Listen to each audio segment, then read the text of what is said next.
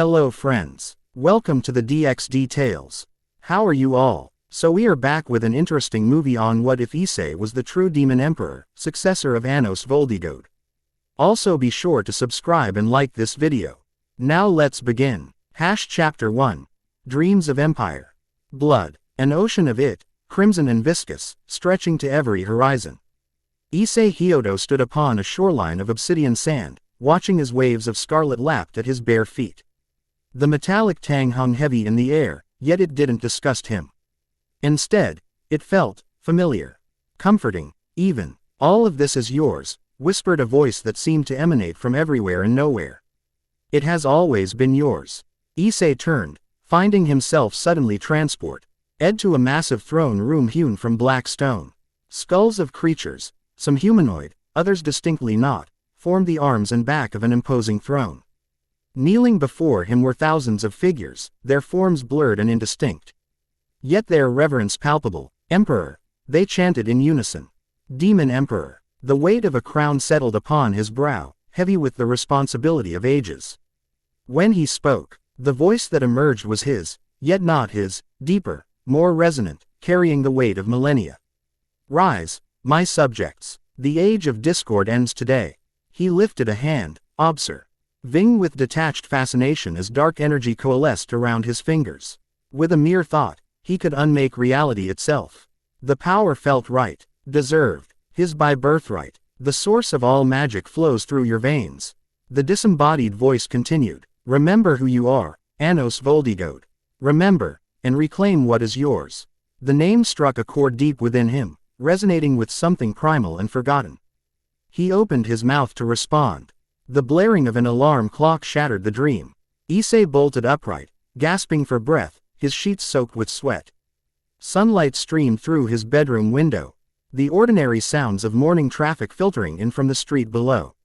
He pressed the heels of his hands against his eyes, trying to hold on to the fading fragments of the dream. It had felt so real, so right. Issei, you'll be late for school. His mother's voice drifted up from downstairs, anchoring him firmly back in reality. Coming, he called back, his voice cracking slightly. As he stumbled to the bathroom, Issei caught his reflection in the mirror and paused. For just a moment, a fraction of a second, he could have sworn his brown eyes had flashed purple. Kuo Academy buzzed with the usual morning activity as Issei made his way through the gates. He stifled a yawn, the bizarre dream having left him feeling drained rather than rested. It was the third such dream this week, each more vivid than the last. Yo, Issei. Matsuda's voice cut through his thoughts as his bald-headed friend jogged up beside him. You look like shit, man. Thanks for the assessment, Issei muttered, adjusting his school bag. Motohama pushed his glasses up his nose, studying Issei with his self-proclaimed, 3 sizes scouter, eyes.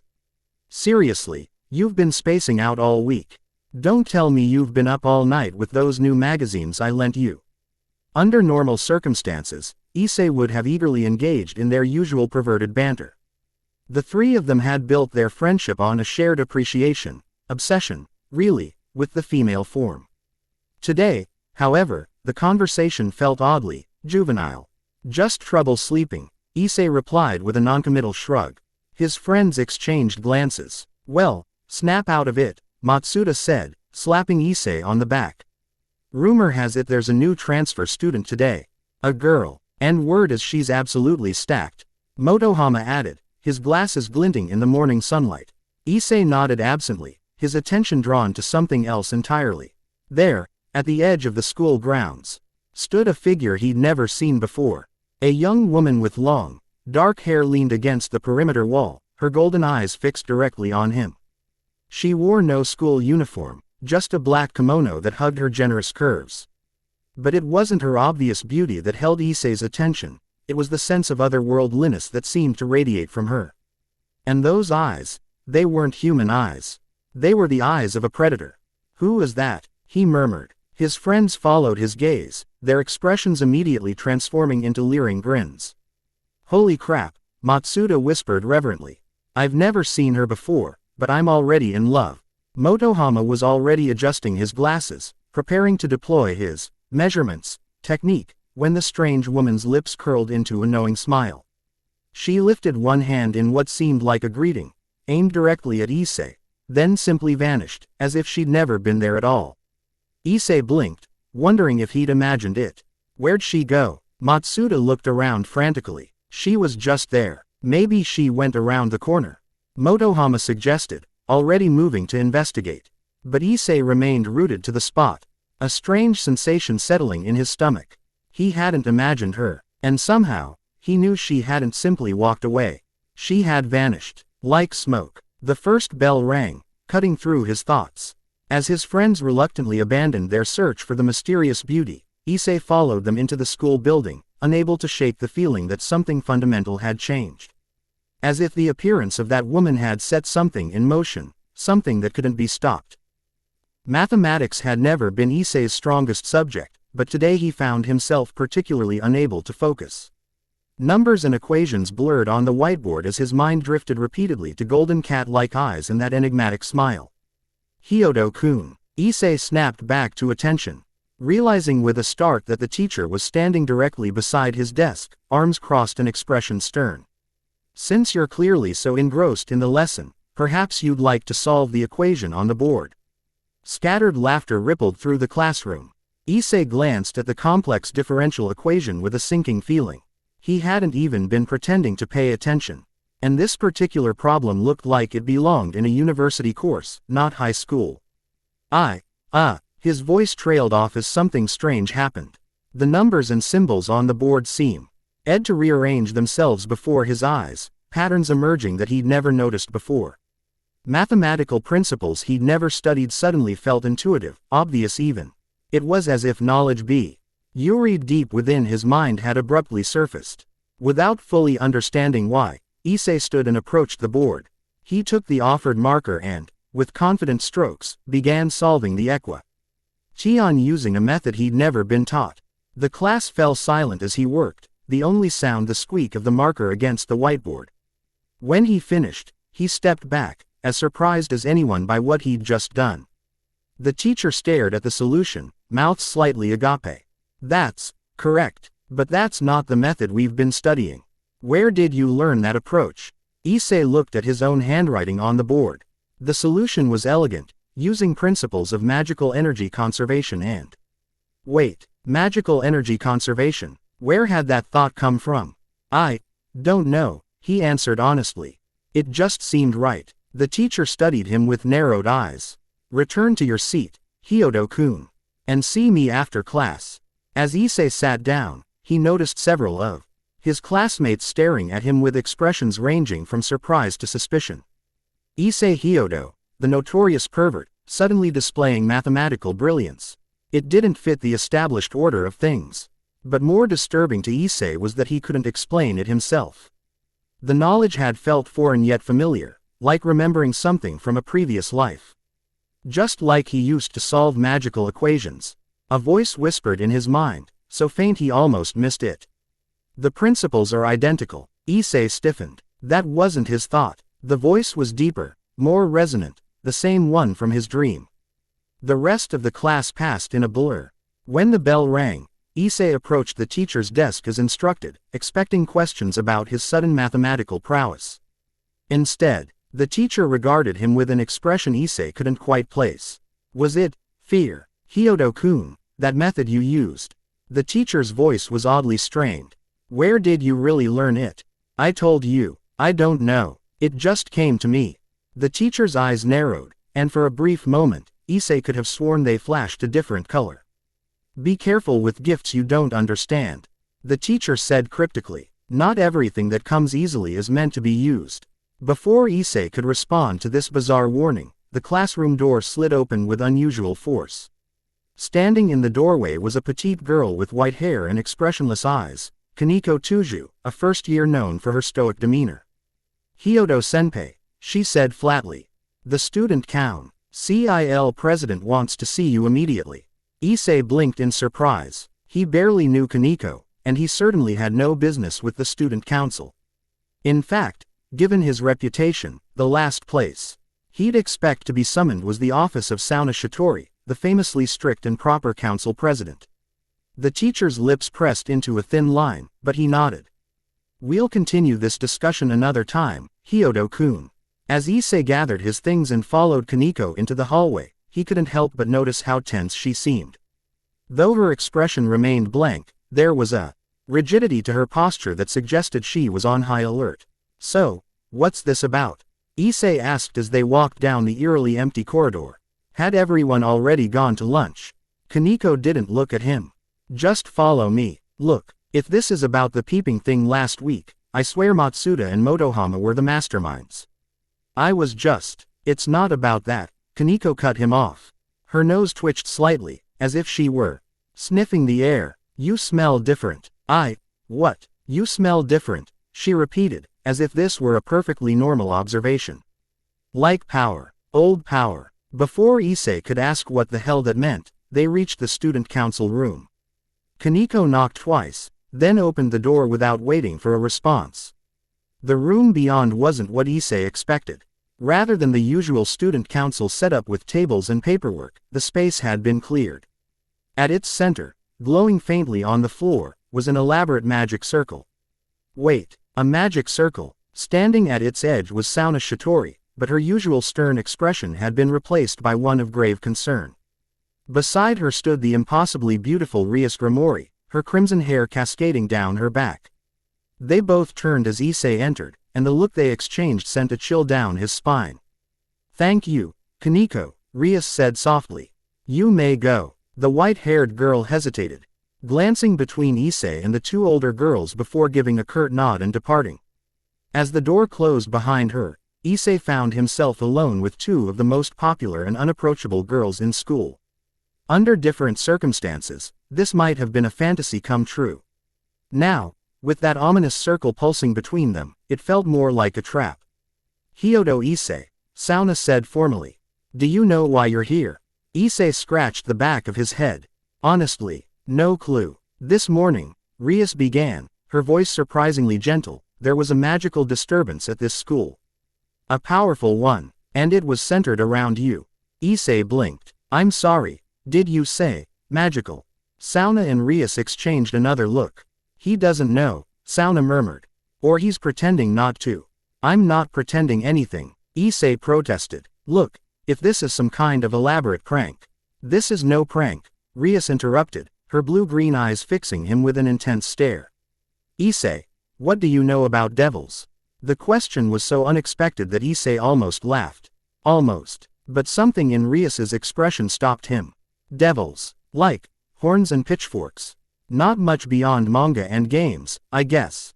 Sauna sighed. He's telling the truth. He's completely unaware. Then what caused the disturbance?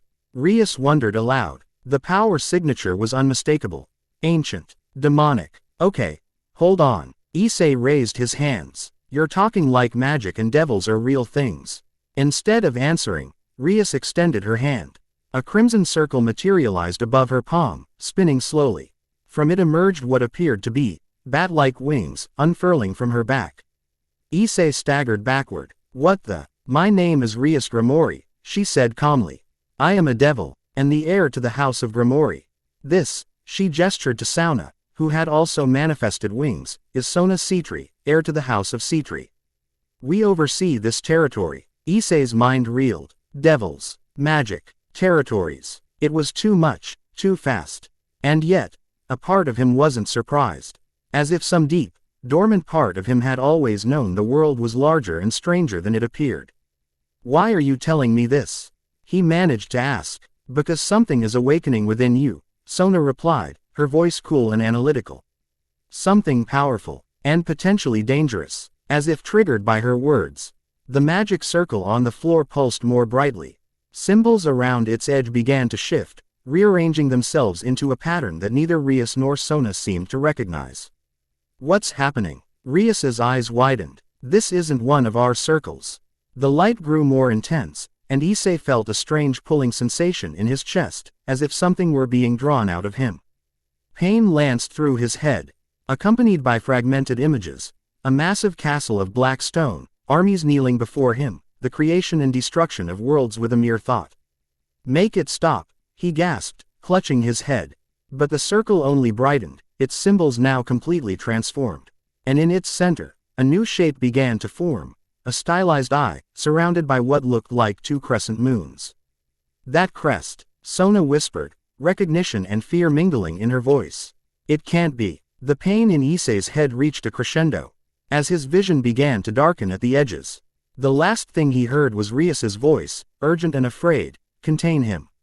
Now. Then darkness claimed him. Issei dreamed again of blood and power. But this time, the dream was sharper, more focused. He stood before a mirror of liquid darkness, staring at a reflection that both was and wasn't his own. The face looking back at him was similar to his, yet more refined, with aristocrat chic features and eyes of deep purple that contained galaxies within their depths. So you've begun to awaken, the reflection said, its voice the same one he'd been hearing in fragments. Earlier than I expected. Who are you? Issei asked, though he already suspected the answer. I am Anos Voldigoad, the demon emperor of tyranny. And you, Issei Hyodo, are my reincarnation, my legacy. Issei shook his head. That's impossible. I'm just a normal high school student. Anos laughed, the sound rich with genuine amusement. Is that what you believe? Even after today's events, the Mathematica, principles of magic coming naturally to you. The devils recognizing the stirring of power within you. I don't know what that was. It was memory, Anos corrected. My memory, encoded in the very fabric of your soul. Knowledge and power that have lain dormant until now. Why now? The reflection's expression grew serious. Because you're in danger, and your survival instinct is triggering the awakening. Those devils who claim to oversee what was once my territory, they fear what they don't understand. And right now, what they don't understand is you. Issei tried to process this.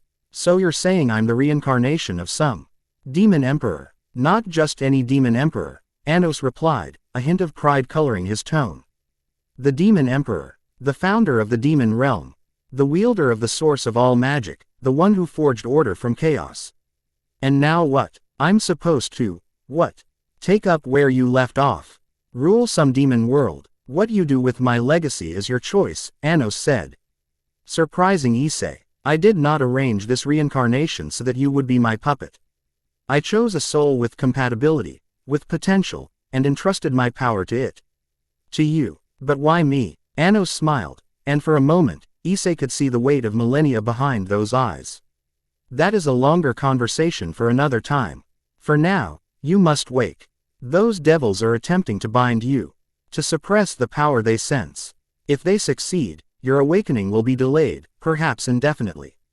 And if they don't succeed, then you will take the first step toward claiming your birthright.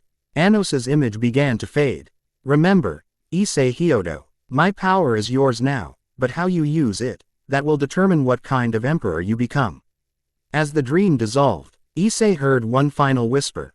The silver-haired one with golden eyes, she knows. Seek her out. Consciousness returned gradually. Issei became aware first of voices, hushed, urgent conversations happening nearby. Then sensation. Cool stone beneath him, the weight of something heavy around his wrists and ankles. Finally, sight, as his eyes fluttered open to take in his surroundings. He lay in the center of a different magic circle, this one clearly designed to contain rather than summon. His limbs were bound by glowing chains of light, and surrounding him were not just Rias and Sona, but several others, a blonde boy with a gentle face, a young woman with long black hair tied in a ponytail, and another with short blue hair. They hadn't noticed he was awake yet, too engrossed in their discussion. Can't just keep him here indefinitely, President, the blonde boy was saying. If he really is what that crest suggests. It's impossible, Sona interjected firmly. That bloodline ended 2,000 years ago. The demon emperor died without an heir. Then how do you explain the crest? Rias challenged. It appeared in response to him, Sona. We can't ignore that. I'm not suggesting we ignore it. I'm suggesting we contact the Mao. This is beyond our authority to handle alone. Issei attempted to sit up, only to find the chains tightening in response to his movement. The sudden sound alerted the group to his consciousness. He's awake, the blue-haired girl announced unnecessarily, moving into a defensive stance. Rias approached the edge of the circle, her expression a carefully controlled mask of calm. Issei, how are you feeling? Like I've been chained up by a bunch of devils, he replied dryly, surprised by his own lack of fear. Which, apparently, I have been.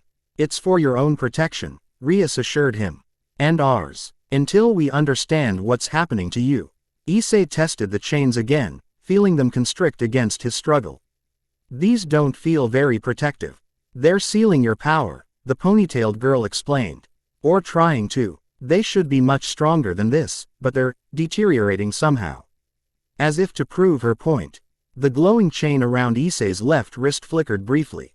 Akeno is right, Sona observed, adjusting her glasses. The containment is failing far too quickly. I looked down at the chains with new interest. They did seem dimmer than they had just moments ago. And now that it had been mentioned, he could feel something pushing against the restraints from within. In him, a pressure building beneath his skin, like magma rising toward the surface of a volcano. What is he? The blonde boy asked, and though the question wasn't directed at Issei, he found himself answering. I'm the successor of Anos Voldigoad, he said, the words emerging unbidden. The true demon emperor. The room went deathly silent. Then, unexpectedly, Sona laughed, a sharp, incredulous sound. That's absurd. Anos Voldigoad is a myth, a legend the old devil families tell to frighten children. Sona, Rias cautioned, the crest.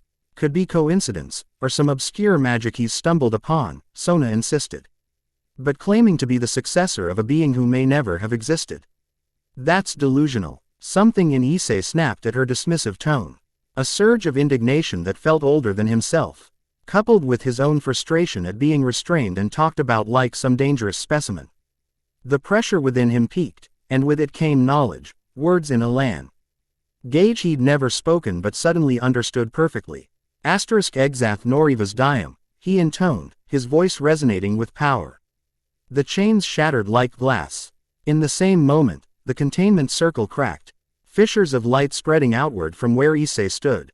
The devils stumbled back, shock evident on their faces as Issei rose to his feet, fragments of magical energy dissipating around him. Anos Voldigoad existed, Issei said, his voice deeper, more assured than usual. He ruled the demon realm for 2,000 years. He unified the warring clans, established the code of justice, and ascended to a level of power no devil has matched since. The words flowed from him like water, knowledge he hadn't possessed minutes before. It was as if a dam had broken in his mind, wing fragments of Anos's memories to merge with his own. And somehow, Rias whispered, you possess his power. Not all of it, Issei corrected, feeling the limitations. Not yet, but enough. The blue-haired girl, Zenobia, he somehow knew, drew what appeared to be a massive sword wrapped in chains. President, he's too dangerous. We should stand down. Zenobia, Rias commanded. We're not going to attack him. Wise decision. Came a new voice from behind them. All heads turned toward the doorway, where the golden-eyed woman from earlier stood casually leaning against the frame. Up close, Issei could see details he'd missed before, the two cat ears perched atop her head, partially hidden by her dark hair, and the two black tails swishing languidly behind her. Kuroka, Sona hissed, tension radiating from her rigid posture. You dare enter devil territory. The cat woman, Kuroka, merely smiled, her golden eyes fixed on Issei. I go where I please, little Citri. Especially when something this interesting happens. She pushed off from the doorframe and sauntered into the room, seemingly unconcerned by the hostile stares from the devils. I sensed his awakening from 3 cities away. The return of true demon blood to this deluded world, it's like a beacon in the dark. She stopped just short of Issei, studying him with unabashed curiosity. You don't look like much yet, but the power within you. Her eyes gleamed. It's the real thing, ancient, pure. Stay away from him, Kuroka, Rias warned, crimson energy gathering around her hands. He's under my protection. Kuroka laughed, the sound musical and mocking. Your protection? You just had him chained like a dangerous animal. Besides, her expression turned sly, I don't think it's your decision anymore. Is it, my emperor? The form of address sent a shiver down Issei's spine, not unpleasant, but strange. Like slipping into a role he hadn't auditioned for but somehow knew all the lines. I'm not your emperor, Issei said carefully. I'm just figuring things out. For now, Kuroka agreed with a knowing smile. But you will be. And when you're ready to embrace that destiny, I'll be waiting. She turned to address the devils. In the meantime, I suggest you all tread carefully. The old powers are stirring, and this boy is just the beginning. Before anyone could respond, Kuroka disappeared in a swirl of black smoke, leaving behind only the lingering scent of incense and a tension so thick it could be cut with a knife. Sona was the first to break the silence. We need to contact the Mao. Now. Rias, however, was watching Issei with a calculating expression. Not yet. First, I want to hear what Issei has to say. This is his life we're discussing, after all. Issei appreciated her consideration, but truthfully, he wasn't sure what to say. His world had been turned upside down in the span of a day. Devils were real, magic was real, and apparently, he was the reincarnation or Suchi, Zur or whatever of some all-powerful demon emperor. I don't know much more than you do, he admitted. I've been having strange dreams for weeks, but today was the first time anything happened. Then in that circle, when I passed out, I spoke to him. To Anos. He told me I'm his reincarnation, that his power is awakening in me. And you just believe that?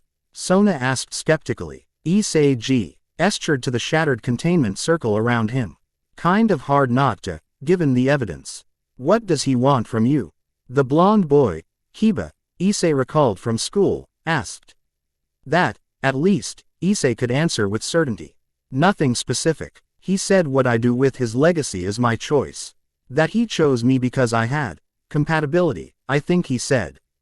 Potential. Rias and Sona exchanged significant looks. That aligns with the old texts, Rias murmured. The few that mention him claim he valued free will above all else. That he believed true power came from choice, not coercion. Convenient mythology. Sona replied, if one's goal is to manipulate through the illusion of choice. Issei felt a flicker of irritation at her continued skepticism. He's not manipulating me. You can't know that. I know that these powers, whatever they are, helped me break your supposedly unbreakable chains, Issei countered. And I know that despite having the ability to do so, I haven't hurt any of you. Even though you basically kidnapped and restrained me. That gave them pause. It was Akeno who broke the silence this time, her violet eyes studying Issei with newfound respect. He's right. If he wanted to harm us, he could have tried when the chains broke. Instead, he's just talking. Besides, Kiba added thoughtfully, even if it's true, if he is somehow connected to T. He legendary demon emperor, that doesn't automatically make him an enemy. Rias nodded slowly. My brother needs to know about this, but perhaps we've been too hasty in our approach. She stepped forward, stopping just outside the broken circle. Issei Hyodo, would you be willing to meet with the leaders of Devil Society? Peacefully, as our guest rather than our prisoner. The offer seemed sincere, but Issei hesitated. Everything was happening too fast. He needed time to process, to understand the changes occurring within him. I need to think, he said finally. This is a lot. To his surprise, Rias nodded in understanding. Of course. Take tonight to consider. Tomorrow after school, come to the Occult Research Club room. That's our cover in the human world. We can continue this discussion then. Sona looked like she wanted to protest but held her tongue. Instead, she said, in the meantime, I strongly advise you to keep a low profile. What's awakening in you is powerful, Hyodo. But it will also make you a target for those who fear such power, or covet it. The warning sent a chill down Issei's spine, reminding him of Anos's words about danger. Like who? Fallen angels, for one, Akeno supplied. They've been unusually active in this area recently. And certain factions among the devils who would view your emergence as a threat to the current order, Rias added. Not to mention various other supernatural entities who might sense your power and become curious. Like Kuroka, Zenobia interjected, still gripping her sword. She's a wanted criminal in the underworld. Whatever she wants from you, it can't be good. Issei recalled the cat woman's golden eyes, her confident smirk. She had called him Emperor, without a hint of mockery, the first to ACKN. Oleg what was happening to him without fear or disbelief. For reasons he couldn't fully articulate, he didn't think she meant him harm. I'll be careful, he promised. And I'll come tomorrow. But for now, I'd like to go home. It's been an eventful day. Rias smiled, a genuine expression that transformed her already beautiful face into something almost ethereal. Of course, Kiba will escort you, just to ensure you arrive safely. Quote. Issei nodded, grateful for the gesture even as he wondered if it was protection or surveillance. As he followed the blonde knight from the room, he could feel the weight of the devil's stares on his back, curious, cautious, calculating. Outside in the hallway, he took a deep breath, trying to center himself. The world felt different now, as if a veil had been lifted from his senses. The air itself seemed charged with energy he'd never noticed before, currents of power flowing invisible to ordinary eyes. It's overwhelming at first, Kiba said sympathetically, noticing Issei's expression. Discovering the supernatural world, that's an understatement, Issei muttered. They walked in silence for a moment before Kiba spoke again. For what it's worth, I believe you. Issei glanced at him in surprise. About being the successor of Anos Voldigoad. Why, your president and the others seem pretty skeptical. They're cautious, not skeptical. There's a difference. Kiba's expression turned distant. I've seen many strange and powerful things in this world, Issei. Who am I to say what's impossible? Besides, he added with a small smile, the look in your eyes when you broke those chains, it wasn't the look of someone who's being controlled or manipulated. It was the look of someone remembering who they are. The observation was surprisingly perceptive, and Issei found himself grateful for Kiba's open-mindedness. Thanks, I think. As they exited the school building, the late afternoon sun casting long shadows across the grounds, Issei couldn't shake the feeling that he was being watched. He scanned the perimeter, half expecting to see Kuroka again, but saw nothing unusual. You'll sense them more clearly as your powers develop, Kiba noted, following Issei's gaze.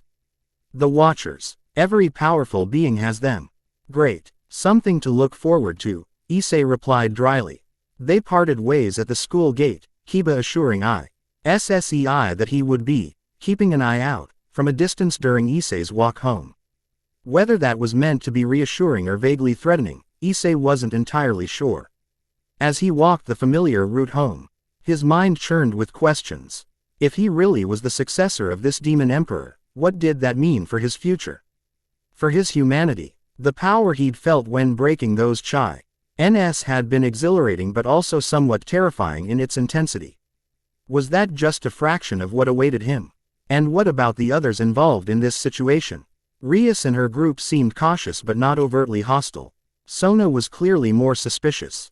And then there was Kuroka, with her golden eyes and enigmatic smile, who had appeared just when things were getting dicey. Issei as so lost in thought that he almost missed the shift in atmosphere, the sudden stillness in the air, the absence of ambient sounds. He looked up to find himself in the park near his home, but something was wrong. The light seemed different, muted somehow, and there wasn't another person in sight. A barrier, a voice explained from behind him. Simple but effective for keeping humans away. I whirled to find himself facing a man in a long coat, his features sharp and aristocratic.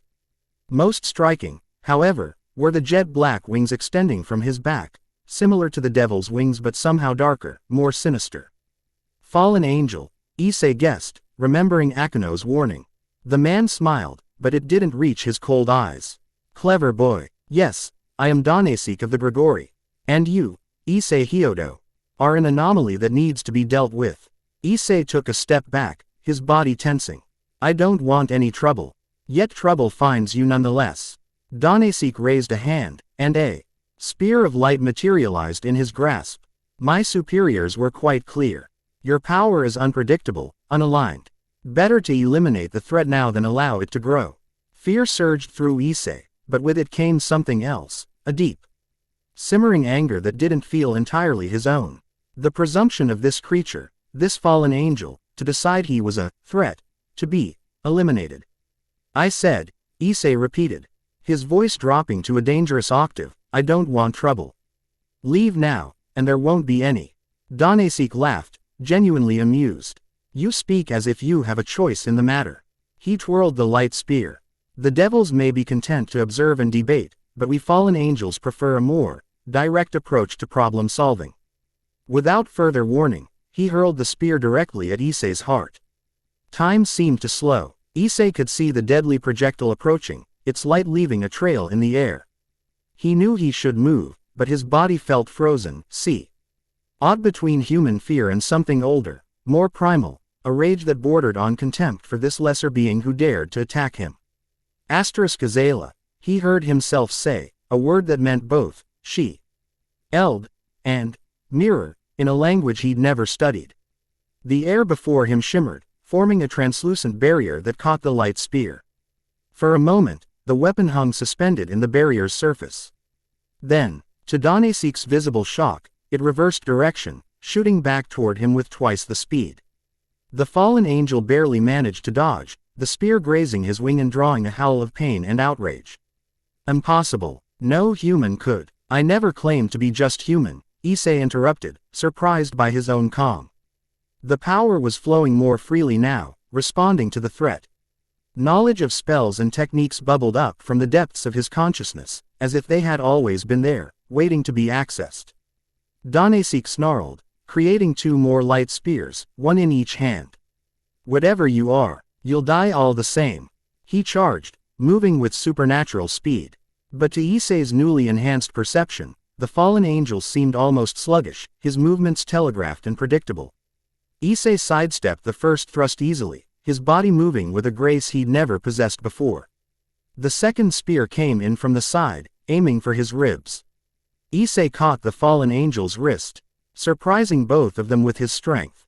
Their eyes met, and Issei saw fear flicker across Danesik's face as he recognized something in Issei's gaze, something ancient and terrible. You should have taken my offer to leave, Issei said, his voice resonating with power. Without conscious thought, he placed his free hand against the fallen angel's chest. Vanitas, he murmured. Black energy surged from his palm, engulfing Danesik in shadows that seemed to devour light itself. The fallen angel screamed, a sound of pure terror that cut off abruptly as the darkness consumed him completely. Leaving nothing behind, Issei stared at his hand in shock and horror. He had just unmade a living being, erased him from existence. The power he'd used hadn't just killed Danesik, it had negated him. As if he'd never been. Well, came a familiar voice from above, that was impressive for a first try.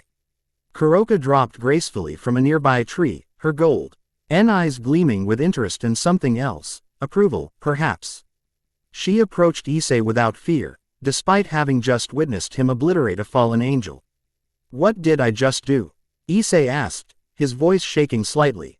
You used destruction magic, Kuroka replied matter-of-factly. Specifically, the spell of unbeing. It's a signature technique of Anos Voldigoad, said to be capable of sing even immortal beings from existence. She tilted her head, studying him. Though yours was just a fraction of the true spell's power. Still lethal, obviously, but limited in scope. Issei felt ill. I didn't mean to kill him. No, he was trying to kill you. Seemed like a reasonable response to me. That's not. Issei shook his head. Normal people don't just erase others from existence when they're threatened. Kuroka's expression softened slightly. You're not normal people, Issei. You never were, and the sooner you accept that, the easier this transition will be. The barrier around the park began to fade, reality reasserting itself. In the distance, Issei could hear normal sounds returning, children playing, cars passing, the everyday rhythm of human life continuing, OBL. I biased to the supernatural battle that had just occurred. Why are you helping me? Issei asked suddenly. What do you want? Kuroka smiled, and there was something almost predatory in the expression. Let's just say I have a vested interest in the return of the true demon emperor. The current power structure in the supernatural world, it doesn't favor those like me. Those like you, outcasts, strays, those deemed too powerful or too dangerous to be allowed freedom. Her golden eyes flashed. Anos Voldigoad was known for his meritocracy. In his empire, power and loyalty were valued above bloodlines or traditions. I find that philosophy appealing. Before Issei could respond, she stepped closer, invading his personal space. Up close, her scent was intoxicating, a mixture of exotic spices and something wilder.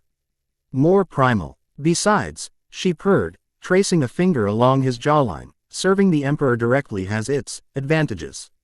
Issei's breath caught. Despite the shock, events of the day.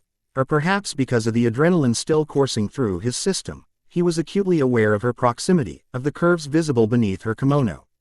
Kuroka chuckled, clearly sensing his reaction. So responsive, but not yet ready. She stepped back, leaving Issei both relieved and oddly disappointed. You need to understand your power before you can truly control it. And you need to decide what kind of emperor you want to be. I never said I wanted to be an emperor at all, Issei protested. Didn't you? Kuroka's expression turned knowing. I saw your face when you confronted that fallen angel. When you used Anos's power. There was fear, yes, but there was also exhilaration. Recognition. You felt it, didn't you? How right it felt. How natural. Issei couldn't deny it. Using that power, despite its terrifying result, had felt like coming home. Like finding a part of himself he hadn't known was missing. The devils will try to control you, Kuroka continued. The angels will fear you. The fallen will try to eliminate you, as you've seen. But me, her smile widened. I will help you become what you're meant to be. And what's that? The true demon emperor. A ruler who reshapes the supernatural world according to his own vision, not the stagnant traditions of the past. She began to back away, darkness gathering around her form. Think about it, Issei Hyodo. When you're ready to learn more, about your power, about Anos's legacy, about the empire that awaits you, call my name under the full moon. I'll hear you. Before Issei could ask any more questions, she vanished into the gathering dusk, leaving him alone in the park with only his turbulent thoughts for company. The walk home was mechanical, his body moving on autopilot while his mind grappled with the day's revelations. Devils, fallen angels, magic, an ancient demon emperor whose power and memories were awakening within him. It was too much to process at once.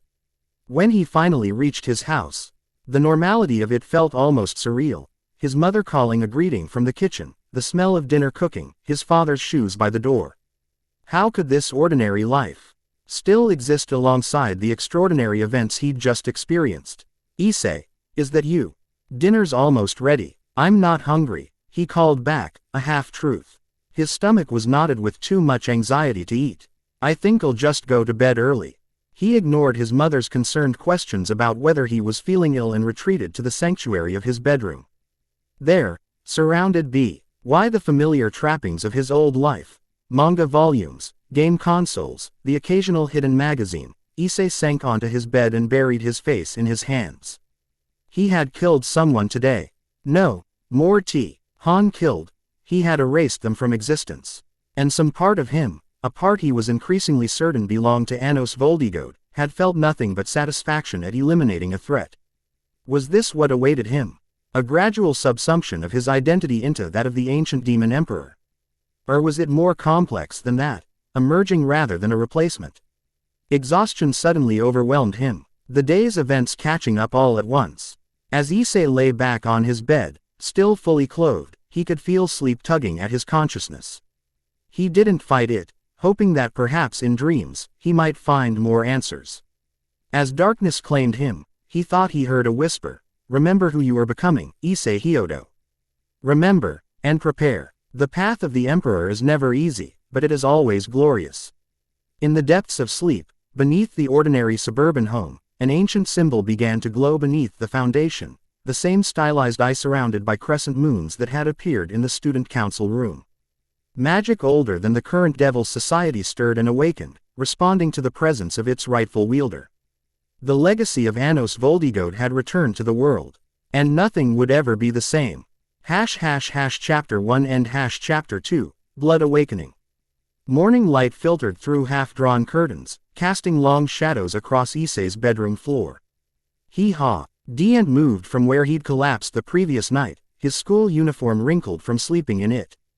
Dreams had haunted him, fragments of battles fought millennia ago, the creation of spells that could unmake reality. And the weight of a crown forged from darkness itself. The digital alarm clock beside his bed blinked 6:17 a.m. School wouldn't start for another 2 hours, yet sleep had abandoned him completely. With a groan, Issei pushed himself up, muscles protesting as if he'd run a marathon. Using Anos's magic had exacted a physical toll his human body wasn't yet conditioned to handle. Human body, he murmured. The phrase feeling suddenly strange on his tongue. Was he still human? Had he ever been? Issei trudged to the bathroom and flipped on the light, wincing at the sudden brightness. When his vision cleared, he found himself staring at a familiar stranger in the mirror. His face remained unchanged. The same brown eyes, the same unremarkable features, and yet something fundamental had shifted in his expression. In the way he carried himself. His eyes narrowed as he examined his reflection more closely. There, a faint purple tinge around his irises, barely noticeable unless one knew to look for it. And his canines seemed slightly sharper, though perhaps that was just his imagination. "What's happening to me?" he whispered to his reflection. He hadn't expected an answer. But a voice deep within his mind responded nonetheless, "You're becoming what you were always meant to be." Issei gripped the edges of the sink, the porcelain cracking under strength he hadn't known he possessed. The voice was Anos's, or perhaps it was his own, the distinction increasingly blurred. "I killed someone yesterday," he said aloud, forcing himself to confront the reality of what he'd done. "I erased him from existence." "You eliminated a threat," the voice corrected.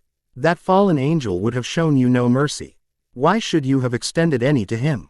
"Because that's not who I am. I'm not a killer. Aren't you, though?" The voice held no judgment, merely curiosity. "You used the spell of unbeing instinctively, without instruction. Your soul remembered it. What does that tell you?" Before Issei could wrestle with that uncomfortable question, his mother's voice called up from downstairs, "Issei. Are you awake? Breakfast is ready." "Coming," he replied automatically, grateful for the interruption. After a quick shower, Issei dressed in a fresh uniform and headed downstairs. His parents sat at the kitchen table, the scene so mundane it was jarring after yesterday's revelations. His father hid behind a newspaper while his mother served steaming rice and miso soup. "You're up early," his mother remarked, smiling as she set a plate before him. "Feeling better? You seemed off yesterday." Issei forced a smile. "Yeah, just tired. Finals coming up and all." His father lowered the newspaper slightly. "Good to see you taking your studies seriously for once." The normalcy of the moment felt like a thin veneer stretched over a chasm of secrets. These people, his parents, had raised him, loved him, believed he was their ordinary son. How would they react if they knew what stirred within him? If they knew what he was capable of? "Issei, you're not eating." He blinked, realizing he'd been staring at his untouched breakfast. "Sorry, just thinking about a test today." His mother's brow furrowed with concern, but she didn't press the issue. Issei ate mechanically, tasting nothing. When he finished, he grabbed his school bag and headed for the door earlier than usual.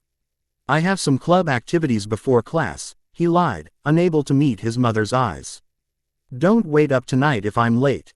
The morning air was cool against his face as he stepped outside. A welcome distraction from his turbulent thoughts. Rather than heading directly to school, Issei found himself drawn to the park, the same park where he'd confronted Danesik. Where he'd killed for the first time. The scene of yesterday's battle showed no signs of supernatural conflict. Children played on swings, early morning joggers followed winding paths, and a gardener tended to flowering bushes. No scorch marks, no lingering magical energy, no indication that a being had been erased from existence at this very spot. "Reality reasserts itself quickly in this realm," came a familiar voice from behind him. Issei turned to find Kuroka leaning against a tree, though this time she appeared different. Her ears and tails were concealed, and she wore casual human clothing, tight jeans and a loose black sweater that did little to hide her curves. Only her golden eyes remained distinctly inhuman. "How do you keep finding me?" Issei asked. Her lips quirked upward. "I'm tracking your magical signature. It's quite distinctive, like a bonfire among candle flames." "Great. So everyone with supernatural abilities can sense me." "Not with my precision," she replied, a hint of pride in her voice. "But yes, those with sufficient sensitivity could detect your presence, especially when you use power." She pushed off from the tree and approached him, her movements fluid and predatory. "Which is why you need training. Control, discretion, and you're offering to provide that. I said I would help you, didn't I?" Her golden eyes gleamed. "But not here. Too many eyes, even if they're just human ones." Without waiting for a response, Kuroka turned and walked deeper into the park, clearly expecting him to follow. After a moment's hesitation, Issei did. She led him to a secluded clearing surrounded by dense trees, far from the park's usual foot traffic. "This will do for basic instruction," she declared, turning to face him. "First lesson. Concealing your power signature." Issei frowned. "Shouldn't I learn something more practical first? Like how not to accidentally kill someone?" "This is practical. Right now, you're broadcasting your presence to every supernatural entity within miles. It's like walking around with a neon sign declaring, 'Ancient power here, come and get it.' Unless you enjoy being ambushed by fallen angels, this is where we start." Put that way, it made sense. Issei nodded reluctantly. "Fine, how do I do it?" "Close your eyes," Kuroka instructed. When Issei hesitated, she rolled her eyes. "I'm not going to attack you, Emperor. If I wanted you dead, I wouldn't have saved you yesterday. You didn't save me. I handled that fallen angel myself." A slow, wicked smile spread across Kuroka's face. "Did you? You think Danesik came alone? There were 3 others waiting to ambush you if the first attack failed, all eliminated before you even sensed their presence." She flexed her clawed fingers. "I may want you to embrace your heritage, but I'm not foolish enough to let you die before you're strong enough to be useful." The casual mention of more deaths she had caused to protect him, sent a chill down Issei's spine. But before he could respond, Kuroka's expression turned serious. "Now close your eyes and focus. Imagine your power as light emanating from your core. See it radiating through your body, past your skin, into the air around you." Reluctantly, Issei closed his eyes. At first, he saw only darkness. Then, gradually, he became aware of a warm glow centered in his chest, pulsating, alive, a rich purple-red like the heart of a flame. Tendrils of this energy extended throughout his body and beyond, dissipating into the surrounding air. "I see it," he murmured, surprised by how clearly he could visualize his own power. "Good." Kuroka's voice seemed to come from far away. "Now imagine drawing that light back into yourself. Pull it in like breath, containing it beneath your skin." Issei tried, mentally tugging at the tendrils of energy. Some responded, retracting slowly, but others seemed resistant, stretching and thinning but refusing to break their connection to the outside world. "It's not working completely," he said through gritted teeth. The effort of trying to contain his power was giving him a headache. "That's normal for someone of your caliber," Kuroka assured him. "Complete concealment will come with practice. For now, just reducing your signature is progress." Issei opened his eyes, finding Kuroka much closer than before, studying him with open curiosity.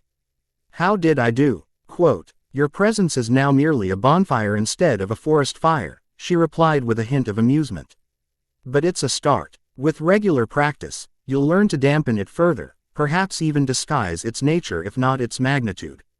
"Its nature. The quality of your power." Kuroka circled him slowly, her eyes never leaving his face. "Every supernatural being has a distinct magical signature. Devils feel like one thing, angels another, yokai a third. But you," her voice dropped lower, "you feel like something else entirely. Ancient, primal. It's what drew me to Kuo in the first place, Ensing something that shouldn't exist in this era." Issei absorbed this information, adding it to his growing understanding of the supernatural world. "So that's why the fallen angel attacked me. Because my power feels different." "Partly," Kuroka acknowledged, "but also because power attracts attention, and not always the good kind. The supernatural world operates on a delicate balance. New powers, especially significant ones, represent potential threats to that balance. I'm not a threat to anyone who doesn't attack me first," Issei insisted. Kuroka laughed, the sound genuinely amused. "So naive. Your very existence is a threat, Emperor. Anos Voldigoad nearly unified all supernatural realms under his rule 2,000 years ago. His return, even through a successor, represents a fundamental challenge to the current power structure. I never asked for this. Few who are born to greatness do," she replied, her tone suddenly serious. "But refusing your heritage won't make it disappear.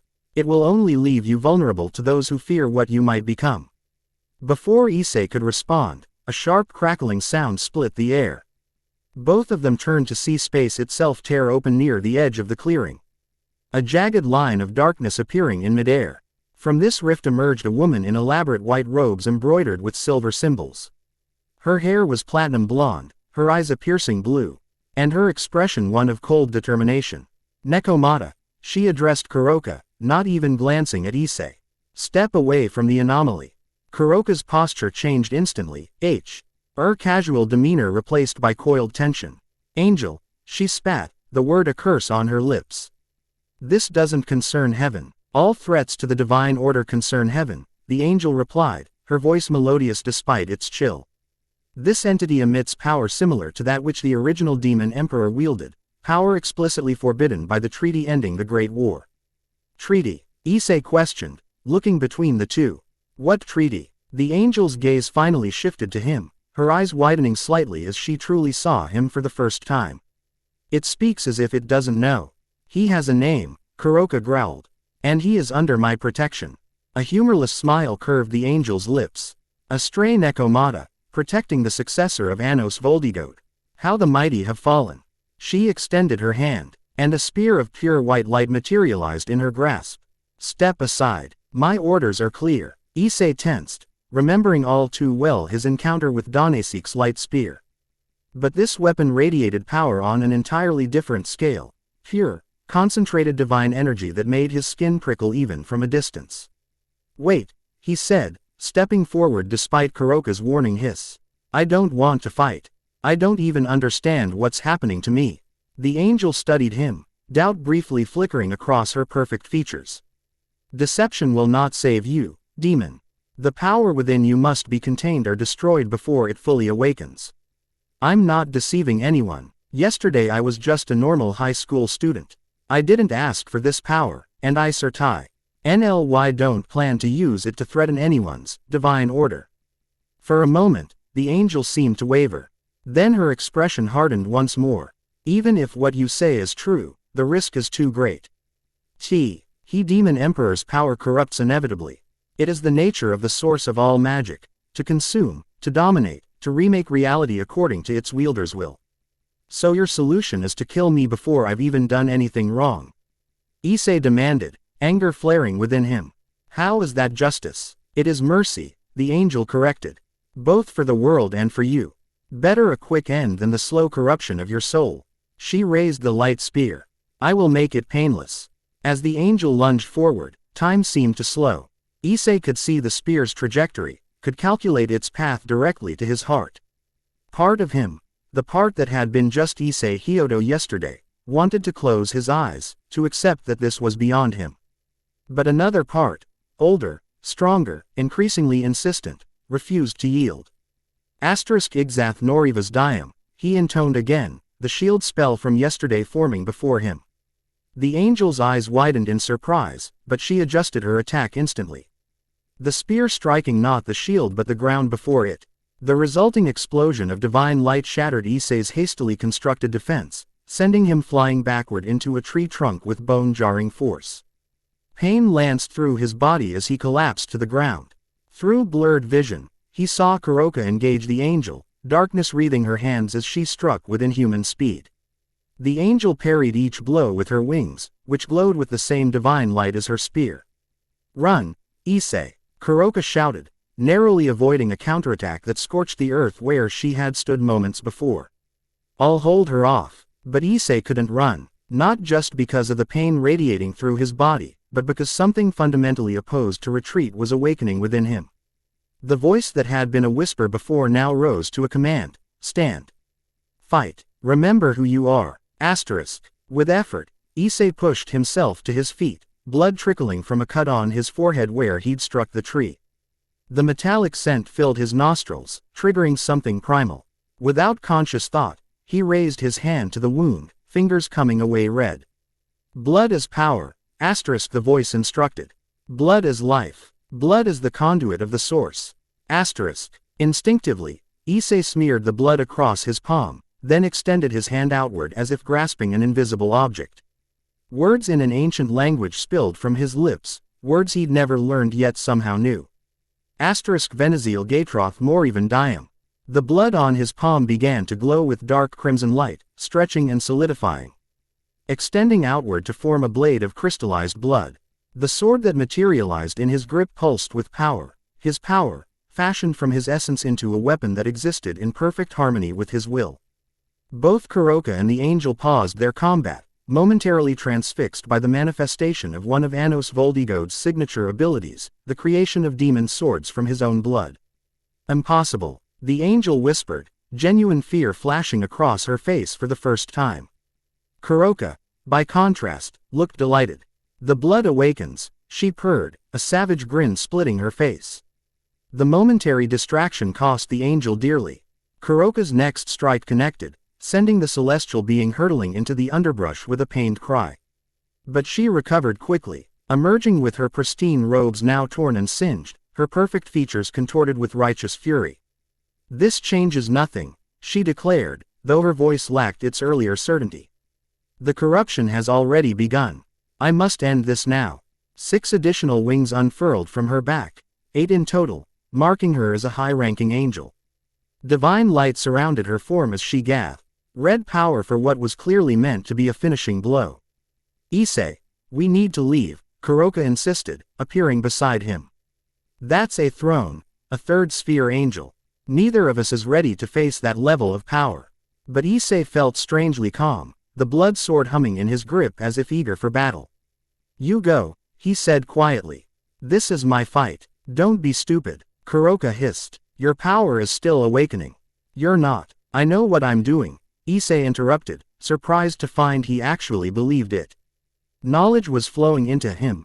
Combat techniques, magical principles, strategic assessments, as if unlocked by the creation of the blood sword. "Trust me." Before Kuroka could argue further, the angel unleashed her attack, a massive spear of light that illuminated the clearing like a second sun.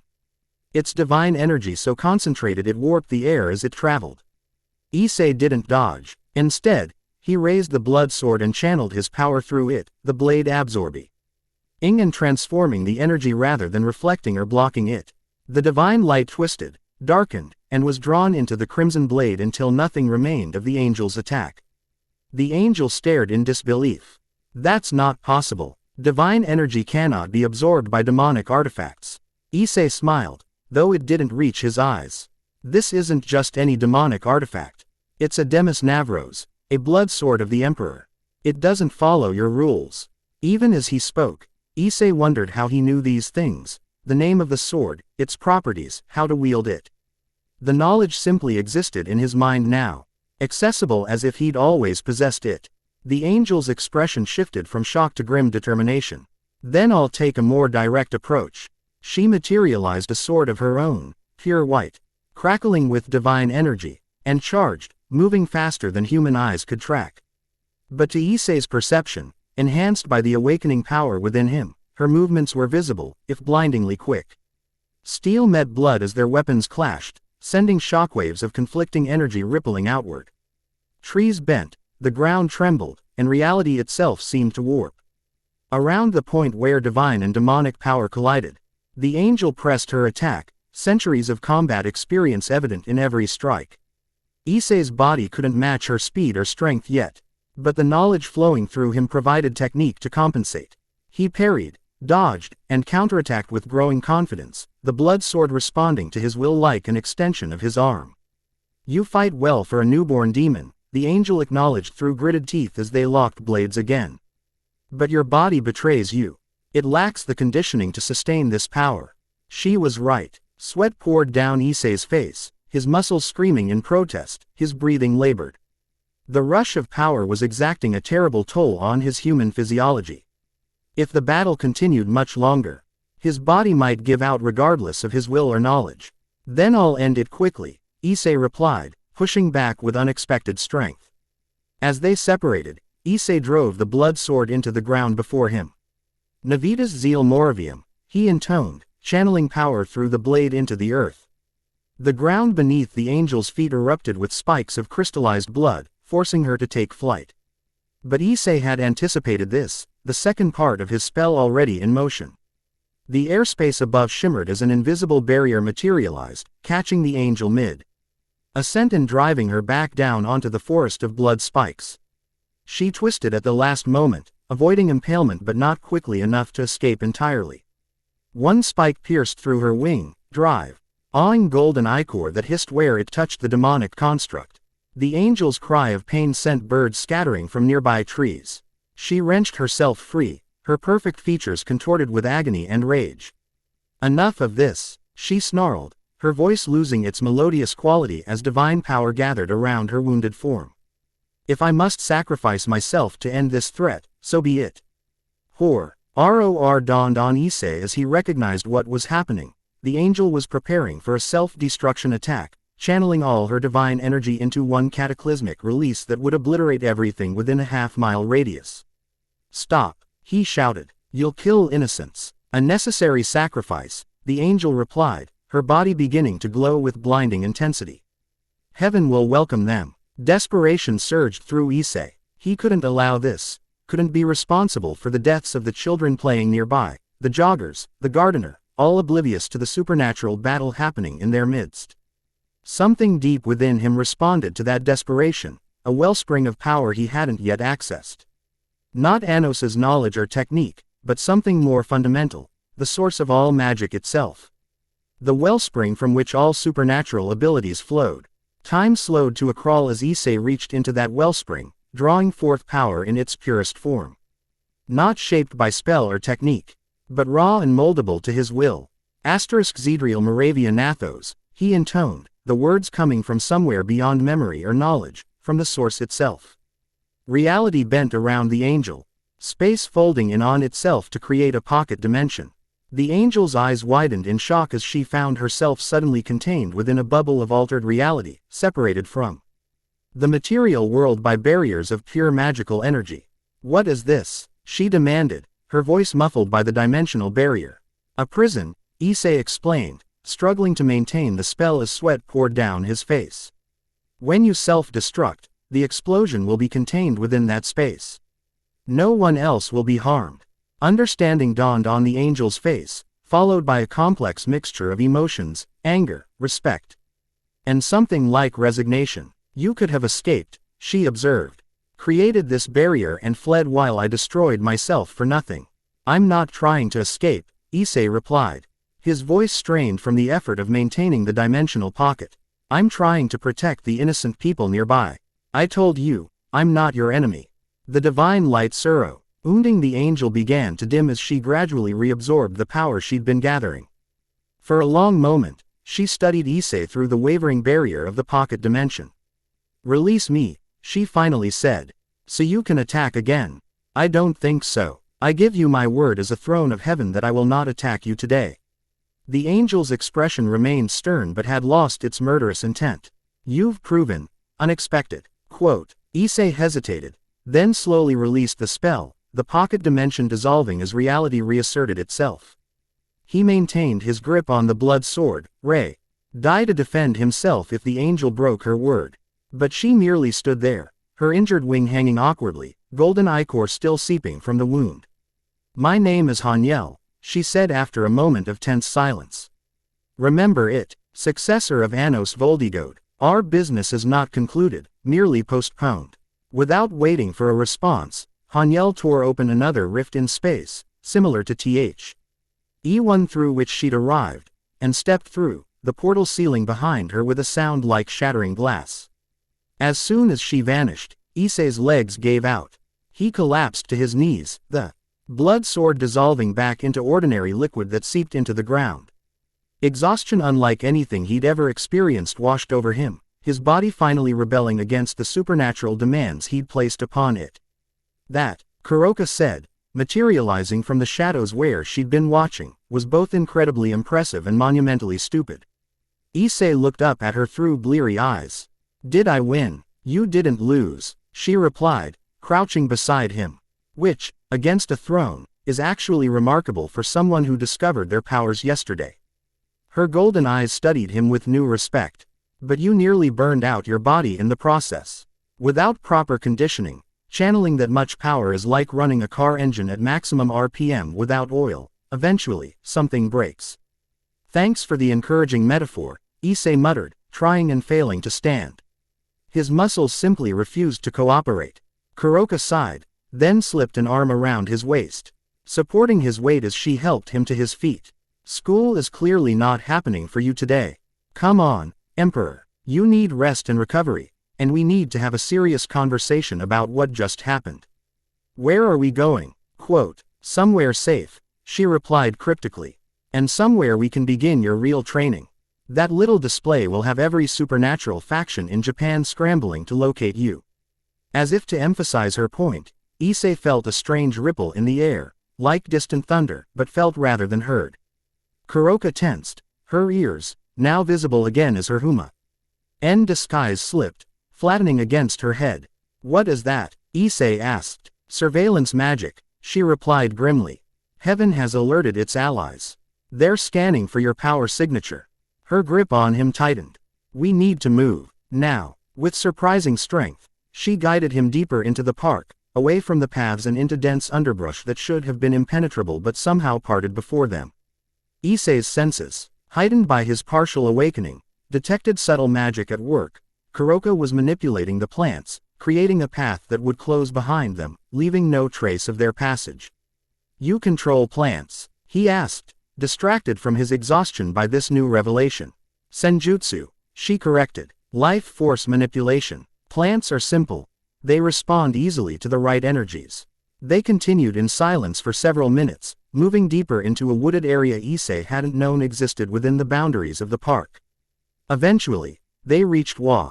Chi appeared to be a solid rock face covered in moss and lichen.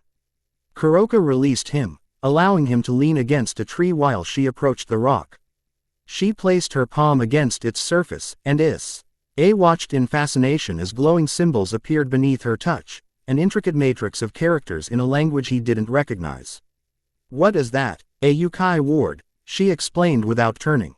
Designed to hide certain locations from human perception, and from most supernatural detection as well. The symbols rearranged themselves, forming a circle that expanded until it was large enough to walk through. Beyond lay darkness. After you, Emperor, Kuroka said with a sweeping gesture that was half respectful, half mocking. Issei stared dubiously at the dark opening. You want me to walk into a mysterious cave with someone I barely know?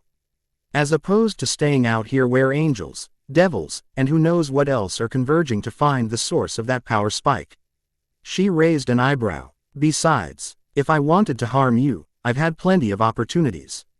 She had a point. Reluctantly, Issei pushed away from the tree and stepped toward the opening. As he crossed the threshold, the darkness receded, revealing a tunnel that sloped gently downward, illuminated by softly glowing moss along the walls. Kuroka followed, the entrance sealing behind them with a sound like settling stone. The air within was surprisingly fresh, carrying scents of earth and water and something else, something older, reminiscent of ancient temples. What is this place? Issei asked as they made their way down the gradually descending passage. A sanctuary, Kuroka replied. One of many hidden throughout Japan. The yokai established them centuries ago as refuges during times when humans hunted our kind more actively. The tunnel widened as they proceeded, eventually opening into a spacious chamber with a high, domed ceiling. Unlike the rough-hewn passage, this room showed CGNS of deliberate construction. Smooth stone walls carved with intricate symbols, a polished floor inlaid with what appeared to be precious metals, and several doorways leading to other chambers. But, what immediately caught Issei's attention was the symbol dominating the far wall, a stylized eye surrounded by two crescent moons. The same symbol that had appeared in the student council room when his powers had first manifested.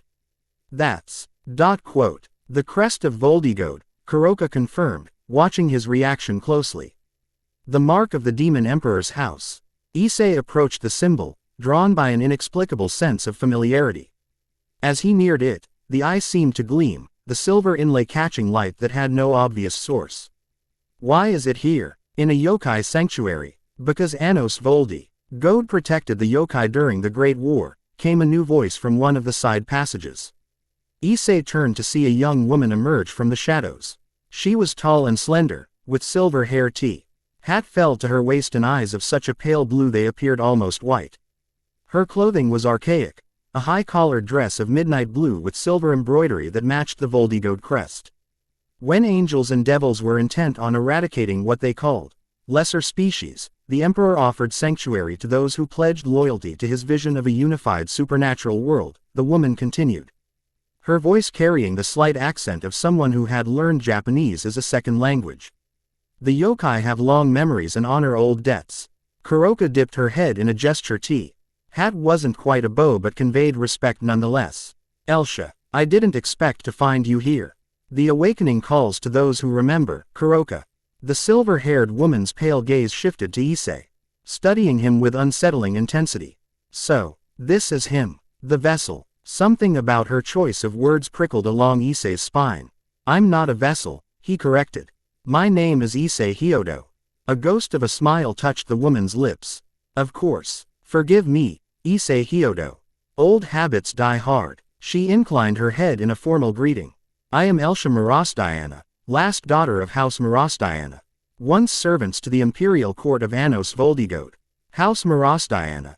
Issei repeated, the name triggering something in his fragmentary memories of Anos's life. The Keepers of Time. Surprise flashed across Elsha's pale features. You remember. Pieces, Issei admitted. Fragments. Sometimes knowledge just appears in my mind, as if it was always there.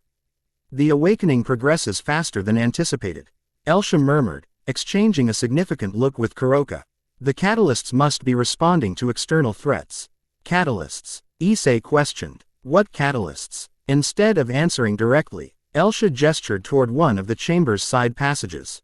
Come, you've exerted yourself significantly and need rest. We can discuss these matters once you've recovered some strength. Despite his curiosity, Issei couldn't argue with the assessment. His body felt leaden, his mind foggy with exhaustion. He allowed Elsha to lead him through the passage into a smaller room furnished simply with a bed, a table, and several cushions.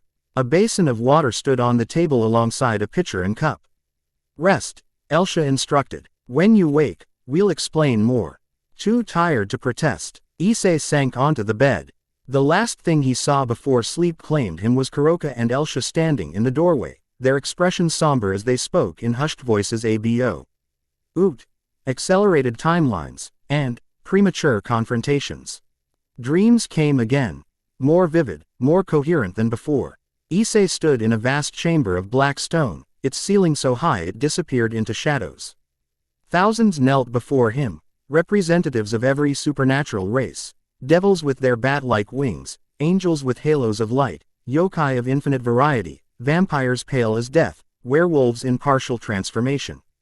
And countless others he couldn't name. At his side stood 7 figures, their features indistinct except for one, a woman with silver hair and pale blue eyes. Elsha, or perhaps an ancestor who shared her appearance. The treaty is signed, Anos's voice emerged from Issei's mouth. The age of unification begins today. The assembled representatives bowed their heads in acknowledgement. Though Issei could sense varying emotions rippling through the crowd, acceptance, resignation, hope, resentment, fear. Some will never truly accept your rule, the silver-haired woman murmured, her voice carrying to Issei's ears alone. They bow their heads now, but in their hearts, they plot rebellion. Let them, Anos replied with supreme confidence. Those who see Ano adapt to the new order will break themselves against it, and those who prove worthy through their opposition may yet find a place in our world. The dream shifted. Issei now stood before an ornate altar, blood seeping from a cut on his palm into a shallow basin of silver. The same symbol he'd seen in the yokai sanctuary, the eye between crescent moons, was engraved on the basin's surface. Are you certain of this path? Asked the silver-haired woman, now clearly Elsha or her lookalike. Once done, it cannot be undone. The future is uncertain, Anos replied through Issei's lips. War brews beyond our borders. If I should fall, the empire must endure. My bloodline must endure. There are other ways to ensure succession. None as certain as this. Anos's confidence was absolute. Blood calls to blood, power to power. When the time comes, my essence will seek a worthy vessel, one with the potential to carry my legacy forward. Again the scene changed. Now Issei observed what appeared to be the aftermath of a terrible battle. The black stone chamber lay in ruins, bodies of various supernatural beings scattered across its broken floor. Anos stood at its center, grievously wounded yet unbowed, facing a coalition of enemies, angels, devils, and other beings, all united against the demon emperor. "Your reign ends today, tyrant," declared a devil with golden hair and 12 bat-like wings. "Your unification was an abomination," added an angel whose form was almost too bright to look upon directly. "Each race must follow its own destiny, not be forced into your vision of order." Anos laughed, the sound echoing through the shattered chamber despite his wounds. "Fools, you mistake me for a mere conqueror when I have always been a builder. What you destroy today, I have already ensured will rise again." With these words, Anos drove a sword, a blood sword like the one Issei had created, into the ground before him. Power beyond imagining surged outward, a wave of magi. Sea that seemed to tear at the fabric of reality itself. "What have you done?" the golden-haired devil demanded, genuine fear in his voice. "Ensured that this is not an ending, but merely an intermission," Anos replied, his form beginning to dissolve into particles of dark energy. "My blood will call to blood. My power will seek power. And when the time is right, the true demon emperor will return to complete what I have begun." As Anos's form disintegrated completely, the blood sword remained, pulsing with energy that eventually coalesced into the same symbol, the eye between crescent moons, before fading from view. The dream dissolved, and Issei found himself in darkness, floating in a void where time and space seemed meaningless. Before him materialized the now familiar reflection of Anos Voldigoad, purple eyes studying him with interest. "You begin to understand," the demon emperor said. "Not just fragments now, but connections between them." "You knew you would fall," Issei observed. "You prepared for it." Anos inclined his head in acknowledgement. "I knew the possibility existed. The coalition against me grew stronger as more races chose fear of change over the benefits of unification. I merely ensured that defeat, should it come, would be temporary. By somehow encoding your essence into your bloodline, creating some magical time bomb that would eventually produce me." A smile tugged at Anos's lips. "Crude, but essentially correct. I created a spell, perhaps my greatest work, that would preserve the core of my power, my knowledge, my very self, and bind it to my bloodline. Over generations, that essence would seek the most compatible descendant, one with the innate potential to wield the source of all magic."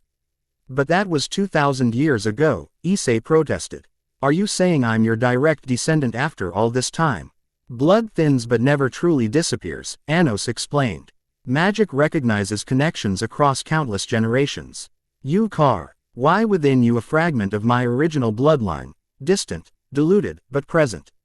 Issei struggled to process this revelation. "So I'm not just possessed by you. I'm actually related to you. In a manner of speaking, yes. Though possessed is not accurate either. Think of it more as inheritance. You inherit not just power or knowledge, but potential, the potential to become something great.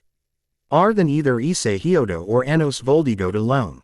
And the blood sword I created, the magic I've used, those are your abilities. They are abilities any true wielder of the source can manifest," Anos corrected. "I simply provide the knowledge to use them effectively before you would otherwise discover them through trial and error. The power itself is as much yours as it is mine, two tributaries feeding the same river." The explanation made a strange sort of sense, aligning with what Issei had experienced, not a foreign entity controlling him, but knowledge and power that felt simultaneously new and familiar. "What about Elsha?" he asked. "She called herself the last of House Marastiana. In the dream, someone who looked like her was at your side." "The Marastiana were time mages," Anos explained, "capable of extending their lifespans far beyond normal limits. If she claims to be the last of her house, then she may well have served in my court personally, one of the 7 shadows who formed my inner circle." 7 shadows, Issei repeated, the term triggering another fragment of memory. "Your closest advisors and generals." Yes, each represented a different aspect of power, necessary for ruling the unified supernatural world. A shadow passed across Anos's features. "If only one remains, then the others have fallen in the centuries since my defeat." The void around them began to lighten, indicating Issei's impending return to consciousness. Anos's form started to fade with it. "Wait," Issei called. I still have questions. About the angel who attacked me, about why everyone seems to fear your return. About what I'm supposed to do now. All will become clearer in time, Anos assured him, his voice growing distant. Trust your instincts, Issei Hyodo. They are my instincts as well. And remember, what you become is your choice. I provide the potential, but you determine its shape. The demon emperor's form dissolved completely, and Issei jerked awake to Phi. ND himself still in the small chamber within the yokai sanctuary. But he wasn't alone. Sitting on cushions at the foot of his bed, Kuroka and Elsha watched him with expectant expressions. Welcome back, Elsha said softly. You've been asleep for nearly 5 hours. Issei sat up, surprised to find his exhaustion largely gone.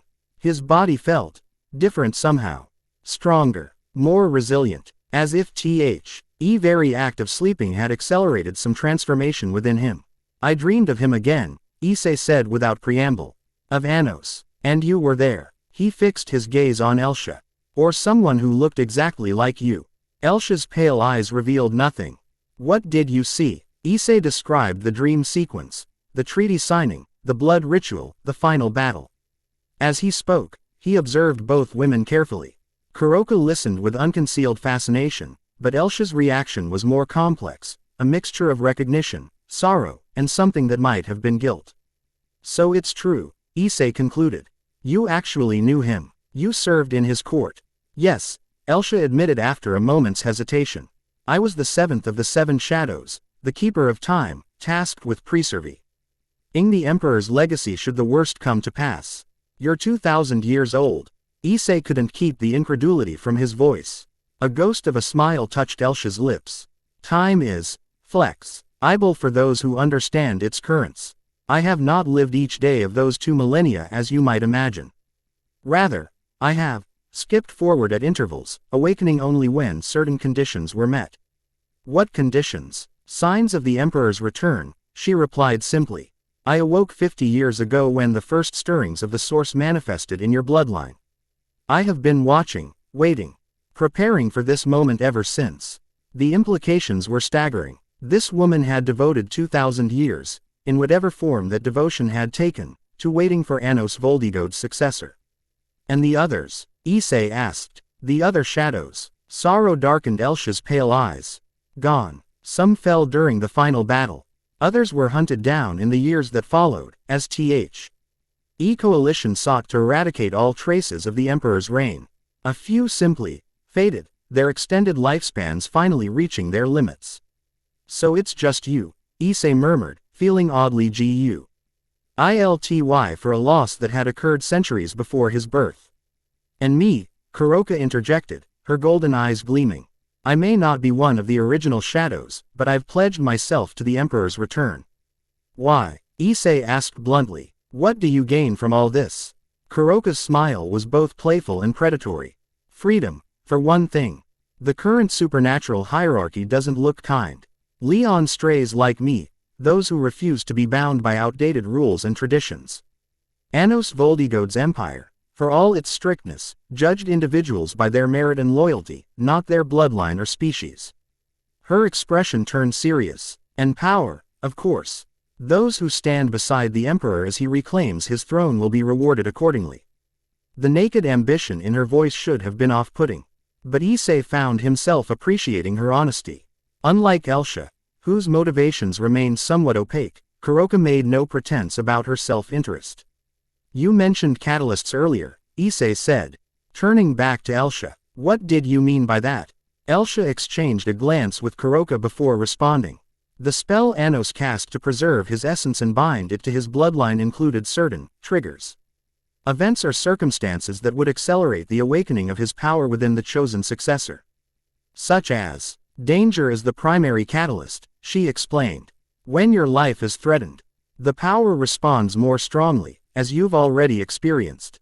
There are others, exposure to concentrated magical energy, proximity to artifacts from Anos's era, certain astronomical alignments. And blood, Kuroka added with a significant look at Issei. The blood sword you created today was a major catalyst. Using your own essence to manifest the Emperor's signature weapon forged a stronger connection between your soul and his legacy. Issei thought of the surge of knowledge and power he'd felt after creating the blood sword, the combat techniques, the magical principles. The strategic assessments that had allowed him to hold his own against an angel far more powerful than he should have been able to face. So each time I use his abilities, I accelerate this awakening. Yes, Elsha confirmed. Though there are risks to progressing too quickly. Your human body is still adapting to the influx of power. Push too far, too fast, and you could burn out your physical form before the transformation is complete. Transformation. Issei's voice sharpened. What transformation? Again, that exchange of glances between the two women. The Power of the source of all magic cannot be contained within an ordinary human vessel, Elsha explained carefully. As you continue to awaken Anos's legacy, your body will evolve. Become something more than human. You're saying I'm turning into a demon, Issei stated flatly. You're becoming what you were always meant to be, Kuroka corrected, echoing the words Anos had spoken in Issei's mind that morning. A true demon emperor, like your ancestor. Issei stood abruptly, pacing the small chamber as he struggled to process these revelations. And if I don't want that? If I want to remain human? That choice was made the moment Anos's essence recognized you as compatible, Elsha said, her tone gentle but unyielding. You can slow the process, perhaps, but you cannot halt it entirely. The power has already begun to transform you from within. As if to emphasize her point, Issei caught his reflection in a polished metal plate hanging on the wall. His eyes, once purely brown, now contained distinct flecks of purple. His canines had definitely sharpened, and his features seemed subtly altered, more defined, more aristocratic. There has to be another way, he insisted, though with less conviction than before. There is not, Elsha replied simply. But consider this, Issei Hyodo, is remaining human truly so important when set against what you might become? A being of nearly limitless potential, with the power to reshape the supernatural world according to your own vision. I never asked for that responsibility. Few worthy of power ever do, Elsha observed. It is those who crave it most who are often least suited to wield it. Before Issei could formulate a response, a low, resonant tone filled the chamber, like a massive bell being struck at great distance. Elsha and Kuroka both tensed, exchanging alarmed glances. What is it? Issei asked, sensing their sudden anxiety. The outer wards have been breached, Elsha explained, rising fluidly to her feet. So, one, or something, is attempting to locate this sanctuary. Kuroka's ears flattened against her head. Devils, I can sense their magical signature. How? You said this place was hidden from supernatural detection. It is, Elsha confirmed, but your power spike earlier today was significant enough that determined searchers might follow its general direction. They cannot pinpoint us exactly, they're close enough to begin physical searching. Another tone sounded, higher pitched and more urgent. They're testing the boundaries, Kuroka growled, darkness gathering around her hands. Looking for weak points. Issei felt a flash of guilt. This is my fault. I led them here. No time for that now, Elsha said briskly. We need to move you deeper into the sanctuary. There's something, you need to see. Something that may accelerate your awakening enough to deter these intruders. I thought you said accelerating too quickly was dangerous. Less dangerous than capture by devils who fear what you represent. Elsha countered. Choose, Issei Hyodo. Trust us and possibly advance your transformation, or face capture with your powers still largely dormant. Put that way, the choice seemed obvious. Lead the way. Elsha nodded to Kuroka, who moved to the chamber's entrance, ears swiveling as she monitored the distant intrusion. I'll delay them if they breach the outer sanctum. Get him to the ritual chamber. Without waiting for acknowledgement, Kuroka slipped into the passage, her form blending with the shadows until she seemed to become one with the darkness itself. This way, Elsha urged, guiding Issei through a different doorway than the one Kuroka had taken. The passage beyond descended steeply, curving in a spiral that took them deep beneath the earth. The air grew cooler, heavy with the scent of stone and water, and something else, a metallic tang that Issei recognized as blood, though old and faint. Finally, they emerged into a chamber much larger than the ones above. Unlike the worked stone of the upper levels, this space appeared to have been carved directly from bedrock, its walls rough and uneven. The floor, however, was perfectly smooth, bed with intricate patterns that converged on a central dais. And upon that dais stood an altar of black stone, identical to the one Issei had seen in his dream. The blood altar of Voldigoad, Elsha announced. Her voice hushed with reverence. One of 7 created by Anos across the supernatural realms. This one was entrusted to the yokai for safekeeping. Issei approached slowly, drawn by an inexplicable sense of familiarity. The altar's surface gleamed in the dim light, and as he neared, he could see the basin carved into its top, a shallow depression marked with the now familiar eye between crescent moons. What am I supposed to do with this? The ritual is simple, Elsha explained, following him onto the dais. Blood freely given, power freely claimed. A drop of your essence in tea. He basin will activate the altar's magic, creating a resonance with the source that dwells within you. Another tone sounded from above, this one harsh and dissonant, suggesting the intruders had ached another layer of the sanctuary's defenses. We don't have much time, Elsha warned. The choice is yours, but it must be made now. Issei stared at the basin, conflicting emotions warring within him. Part of him, the part that had been just Issei Hyodo until 2 days ago, recoiled from the idea of further accelerating his transformation into something inhuman.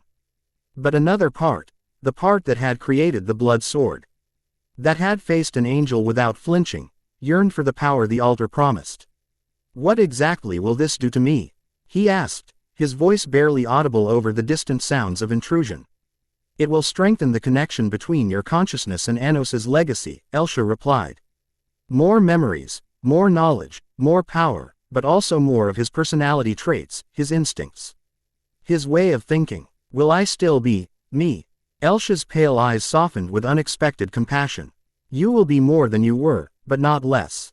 Anos valued individuality too, highly to simply overwrite your identity with his own. The blending will continue, but you will always remain, at your core, Issei Hyodo. Another alarm tone, closer now.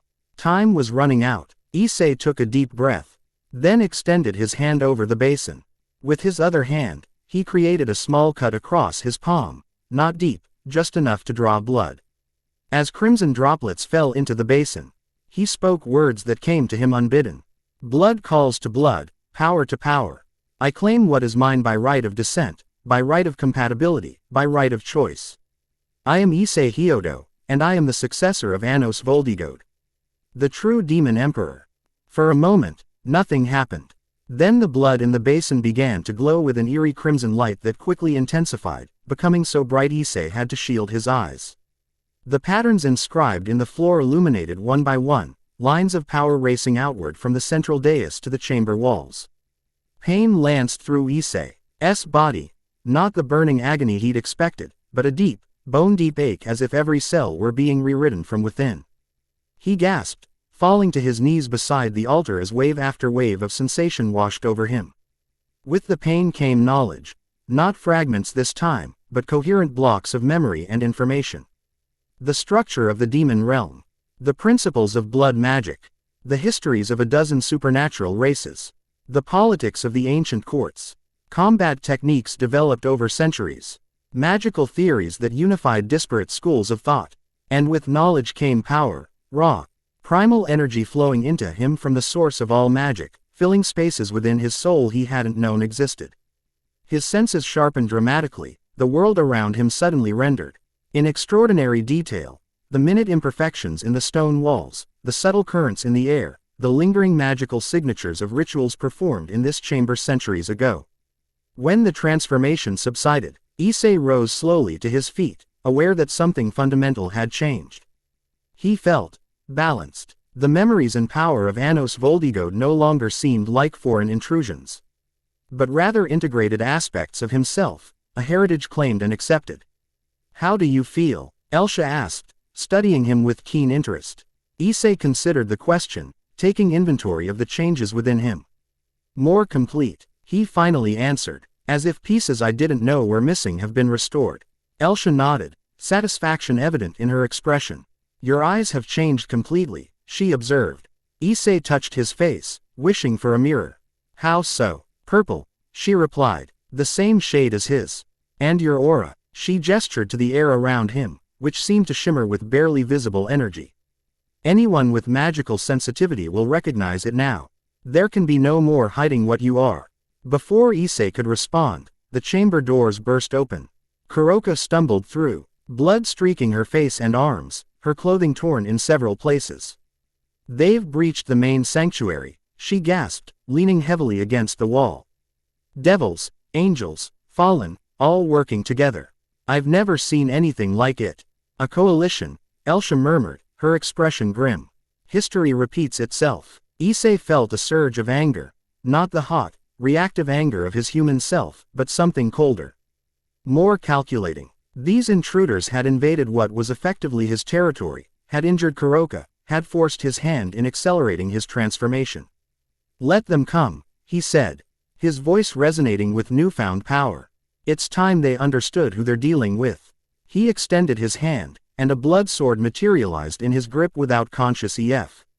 Fort, larger than the one he'd created earlier, its blade inscribed with runic symbols that pulsed with crimson energy.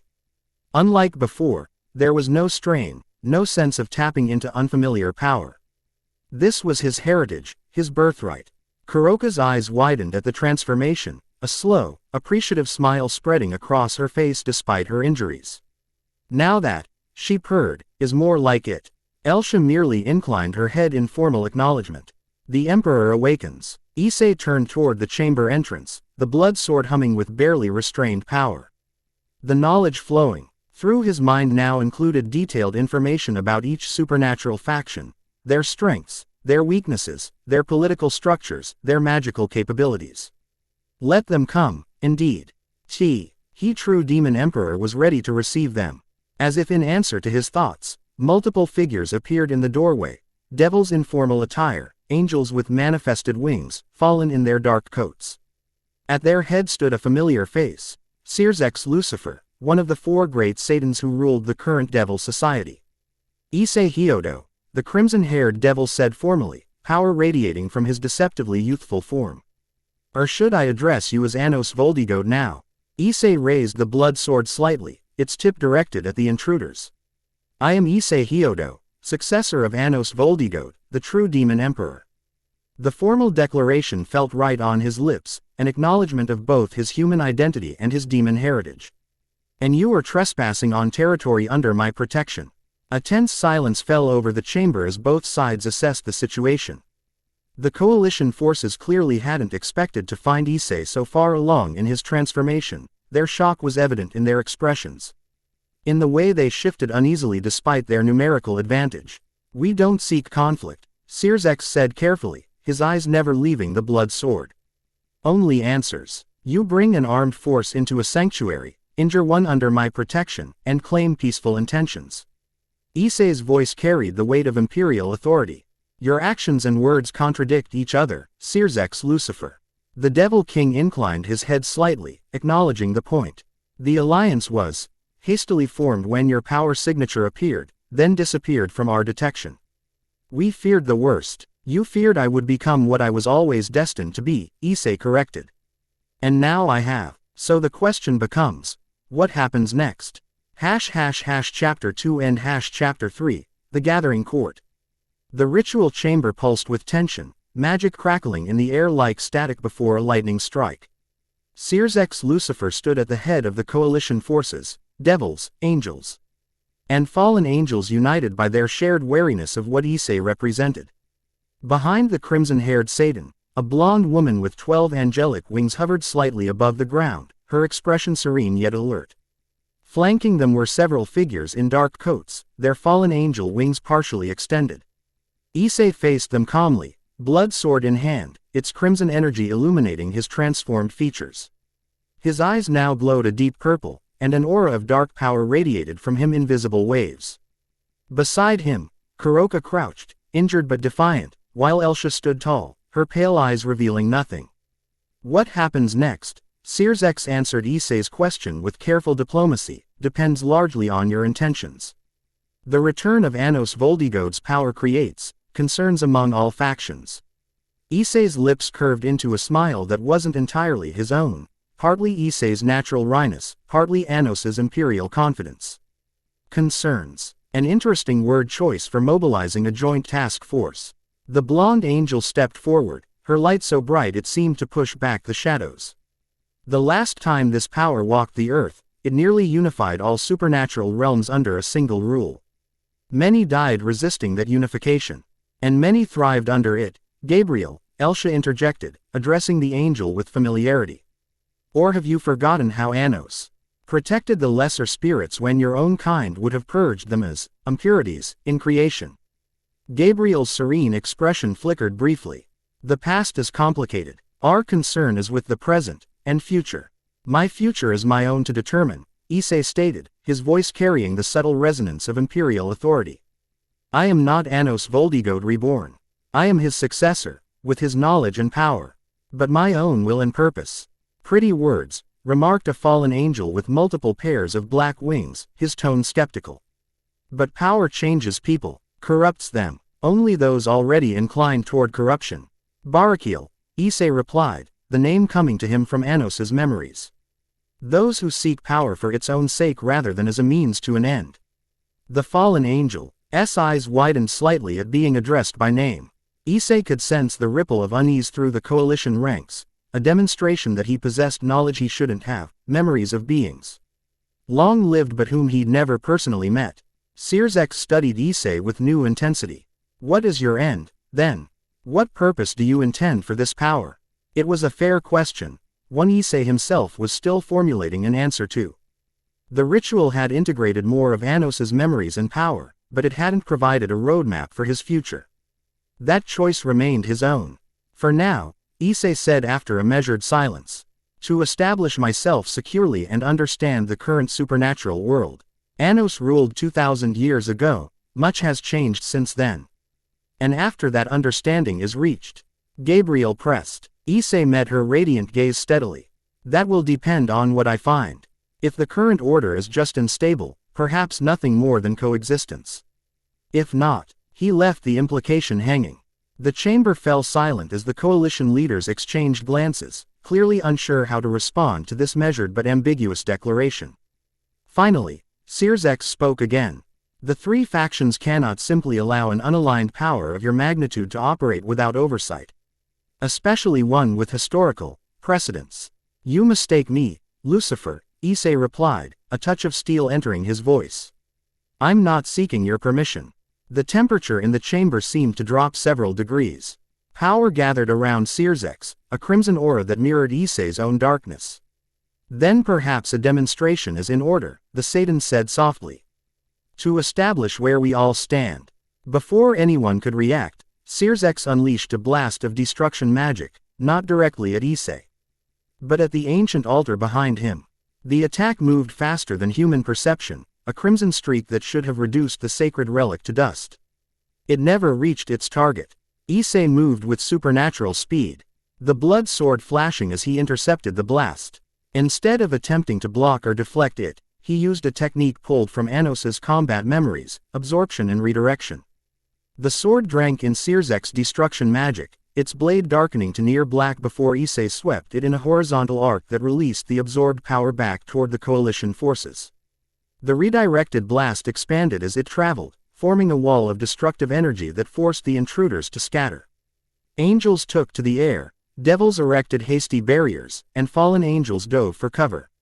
Only Sirzek stood his ground, a shield of his own power materializing before him to absorb the impact. When the energy dissipated, revealing no casualties but a thoroughly demonstrated point, Issei lowered his sword slightly. A test, he asked, raising an eyebrow. Or an attempt to destroy evidence of Anos's legacy. Sirzek's expression remained carefully neutral, but Issei could sense his recalculation. The Satan hadn't expected such control, such precision, from someone who'd only recently awakened to his power. Both, perhaps, Sirzek admitted with surprising candor. The source of all magic is not well understood by modern magical theory. Its artifacts represent both valuable knowledge and potential danger. The altar stays intact, Issei stated, his tone making it clear this wasn't negotiable. As does this sanctuary. They're under my protection now. Gabriel drifted forward again, her wings folding slightly in what appeared to be a conciliatory gesture. Perhaps we've approached this incorrectly. Instead of confrontation, we should be offering guidance. The supernatural world has established complex treaties and balances since Anos's time. Integration would serve everyone better than isolation. The diplomatic pivot was smooth, but Issei could detect the strategy behind it: keep him close, influence his development, redirect his potential rather than oppose it directly. Anos's memories provided ample examples of similar approaches during the early days of his empire. I'm open to learning about these modern arrangements, Issei replied carefully. But not as a subordinate to be guided. As an equal to be informed. Equality must be earned in our world, Barakiel observed. Then name your measure, Issei challenged, meeting the fallen angel's gaze directly. What would satisfy the three factions that I am to be treated as an equal power? Another exchange of glances among the coalition leaders. This time, it was a Devil W. Ho had remained silent until now. Who spoke? A green-haired man with a calculating expression. Territory, he said simply. Established and recognized supernatural entities hold territory. They defend it, rule it according to their laws, and take responsibility for what occurs within its boundaries. Ajuka is correct, Successor confirmed. If you wish to be recognized as an independent power rat, than as a subject of one of the existing factions, you must establish your own domain. Issei considered this. The concept aligned with Anos's approach to legitimacy. Power alone commanded fear, Ut established dominion commanded respect. Still, there was an obvious complication. Most physical territory in this world is already claimed, Issei noted. By humans if not by supernatural factions. Not all domains exist in the physical world, Elsha said quietly, speaking for the first time since the exchange began. The Emperor once held territories across multiple planes of existence. Ajuka nodded, his intellectual interest clearly piqued. Dimensional engineering, creating pocket realms anchored to physical locations but existing outside normal spacetime. The theory exists in our current magical systems, though few have the power to implement it effectively. The concept resonated with knowledge unlocked by the ritual. Anos had indeed created such spaces, realms where the laws of physics could be altered according to his will, connected to the physical world through fixed anchor points. I would need an anchor location, Issei mused aloud. Something in the physical world to serve as a foundation. This sanctuary could serve that purpose, Elsha suggested. It already exists at the intersection of multiple magical ley lines. Successor frowned slightly. That would place your dimensional territory directly beneath Kuo, an area currently shared between Grimori and Citri jurisdiction. Then perhaps a formal agreement is needed, Issei countered. Recognition of my right to this sanctuary and the dimensional space I create around it, in exchange for. He paused, considering what he could offer. Non-interference in devil affairs beyond my territory, and consultation on matters that might affect multiple factions.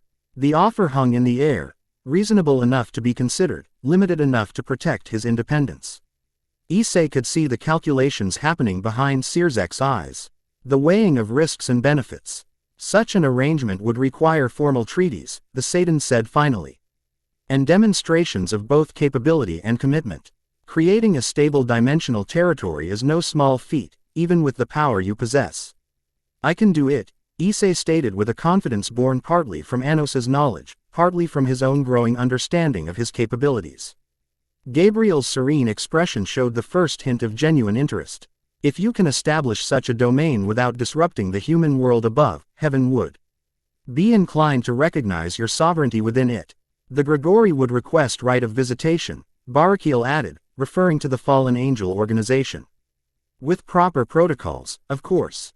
As would devil representatives, Ajuka said. Issei glanced at Kuroka and Elsha, gauging their reactions.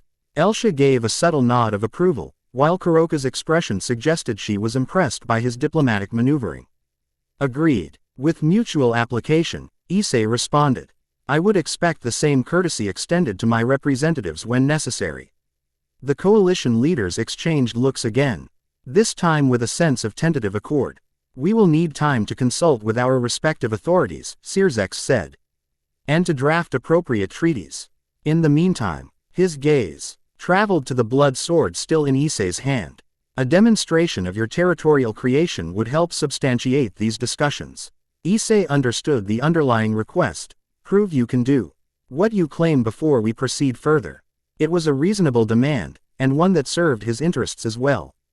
Establishing his domain would provide security, a base of operations, and tangible evidence of his status in the supernatural world. Very well, Issei agreed. I'll create the foundation of my territory now, with all of you as witnesses. Afterward, we can discuss specific terms for these treaties.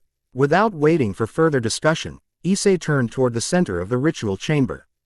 The blood sword in his hand pulsed with anticipation, as if the weapon itself understood what was about to happen. Drawing on Anos's memories, Issei began to channel power through the sword into the stone floor. A complex magic circle formed beneath his feet, expanding outward until it encompassed the entire chamber. Symbols of dominion, boundary, and transformation glowed with increasing brightness as Issei directed more power into the ritual. By right of conquest and consent, I claim this ground, he intoned. The words coming naturally to his lips. By power of blood and will, I reshape its nature. The floor beneath the magic circle began to shimmer, reality itself becoming malleable under Issei's influence. He drove the blood sword into the center of the circle, using it as both conduit and anchor for the massive spell. Between worlds I forge a realm, bound to my essence, shaped by my intent. Let what was solid become passage. Let what was fixed become fluid. Let what was singular become manifold. The air grew heavy with power, pressure building as if the chamber were descending deep underwater. The coalition forces shifted uneasily, several erecting protective barriers around themselves as the ritual intensified. With a final surge of will, Issei pleaded the incantation. Venstasos mordivi exeunt. The blood sword flared with blinding crimson light. For one breathless moment, nothing seemed to happen.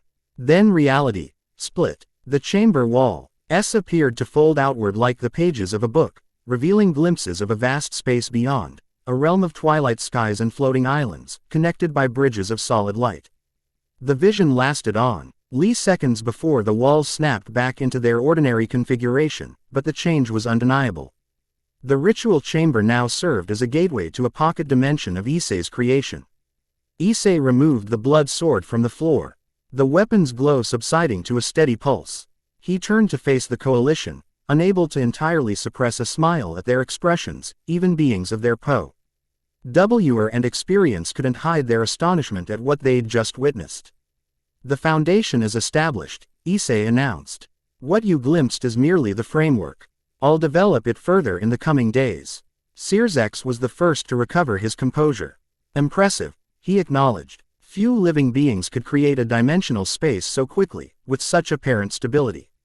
The anchoring is solid, Ajuka observed, his eyes narrowed in analysis. Minimal bleed through to the physical plane.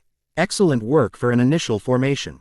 Gabriel's radiance had dimmed slightly, her expression thoughtful. You've created potential, but a true domain requires more than empty space. It needs laws, purpose, protection. All in due time, Issei assured her. For now, the boundary is established. We can proceed with treaty discussions knowing that my territorial claim is substantiated.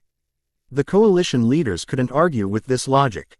After a brief consultation among themselves, they agreed to withdraw and return in 3 days with preliminary treaty frameworks. Until then, Successor said, we request that you limit your activities to this sanctuary and your new domain. Your power signature is distinctive. Public appearances would cause unnecessary complications at this stage. Though phrased as a request, Issei recognized the underlying concern, fear that he might begin expanding his influence immediately, or worse, that his very presence might trigger panic among those who remembered the legends of Voldigoad. Agreed, provided your forces extend the same courtesy. This sanctuary remains inviolate from this point forward. With formal nods of acknowledgement, the coalition began to withdraw. Gabriel paused at the threshold, turning back to Elsha. It has been a long time. Timekeeper, she said softly. I had thought you lost to the ages. Some duties transcend time. Messenger, Elsha replied, her tone equally formal but tinged with old familiarity. Gabriel's gaze shifted to Issei. Choose your path with care, Successor. The first Anos united through conquest. History remembers the blood, not the order that followed. With those parting words, she followed her allies from the chamber, leaving Issei alone with Kuroka and Elsha in the newly transformed sanctuary. The moment the coalition forces were truly gone, their magical signatures fading from detection, Kuroka let out a low whistle. "Well played, Emperor," she said, genuine admiration in her voice. "You managed to face down the leaders of all three factions without starting a war or surrendering your autonomy. A diplomatic solution was the only logical approach," Issei replied, the blood sword dissolving as he released his hold on it. "We aren't ready for open conflict with established powers. Kuroka's golden eyes gleamed with amusement. "Those who stand with me," Issei clarified, gesturing to include both her and Elsha. "The beginning of my court." The word settled in the chamber with weight and significance. Court. Not merely allies or followers, but the foundation of something structured, hierarchical, reminiscent of Anos's original Seven Shadows. "Your court will need expansion," Elsha observed, practical as always. "Two supporters, no matter how loyal, are insufficient for establishing a true power base." "I know," Issei acknowledged, feeling a curious mixture of Issei Hyodo's uncertainty and Anos Voldigoad's strategic assessment. "But quality matters more than quantity at this stage. I need individuals with specific skills, specific connections, and specific loyalties," Kuroka added, stretching languidly despite her injuries. "Speaking of which, I should reach out to certain yokai contacts. News of your emergence will spread regardless of the coalition's discretion. Better they hear it from an ally than from rumors." Issei nodded, appreciating her initiative. "Go, but be careful. Your injuries are nothing to a Nekomata," she interrupted with a dismissive wave. "I've survived worse. Besides," her lips curved into a mischievous smile, "I heal quickly when properly motivated," with a wink that somehow managed to be both playful and respectful. Kuroka melted into the shadows, leaving Issei alone with Elsha. "She is formidable," the silver-haired woman remarked once Kuroka was gone. "Ambitious, certainly, but genuinely drawn to your power. She will serve you well, provided her wilder instincts are properly channeled." "And you?" Issei asked, turning to face her directly. "What motivates your loyalty, Elsha Marasdiana?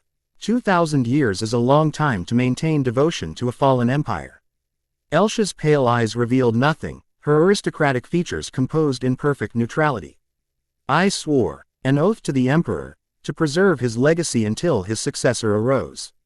That oath now extends to you. Just duty, then, nothing more." A ghost of a smile touched her lips.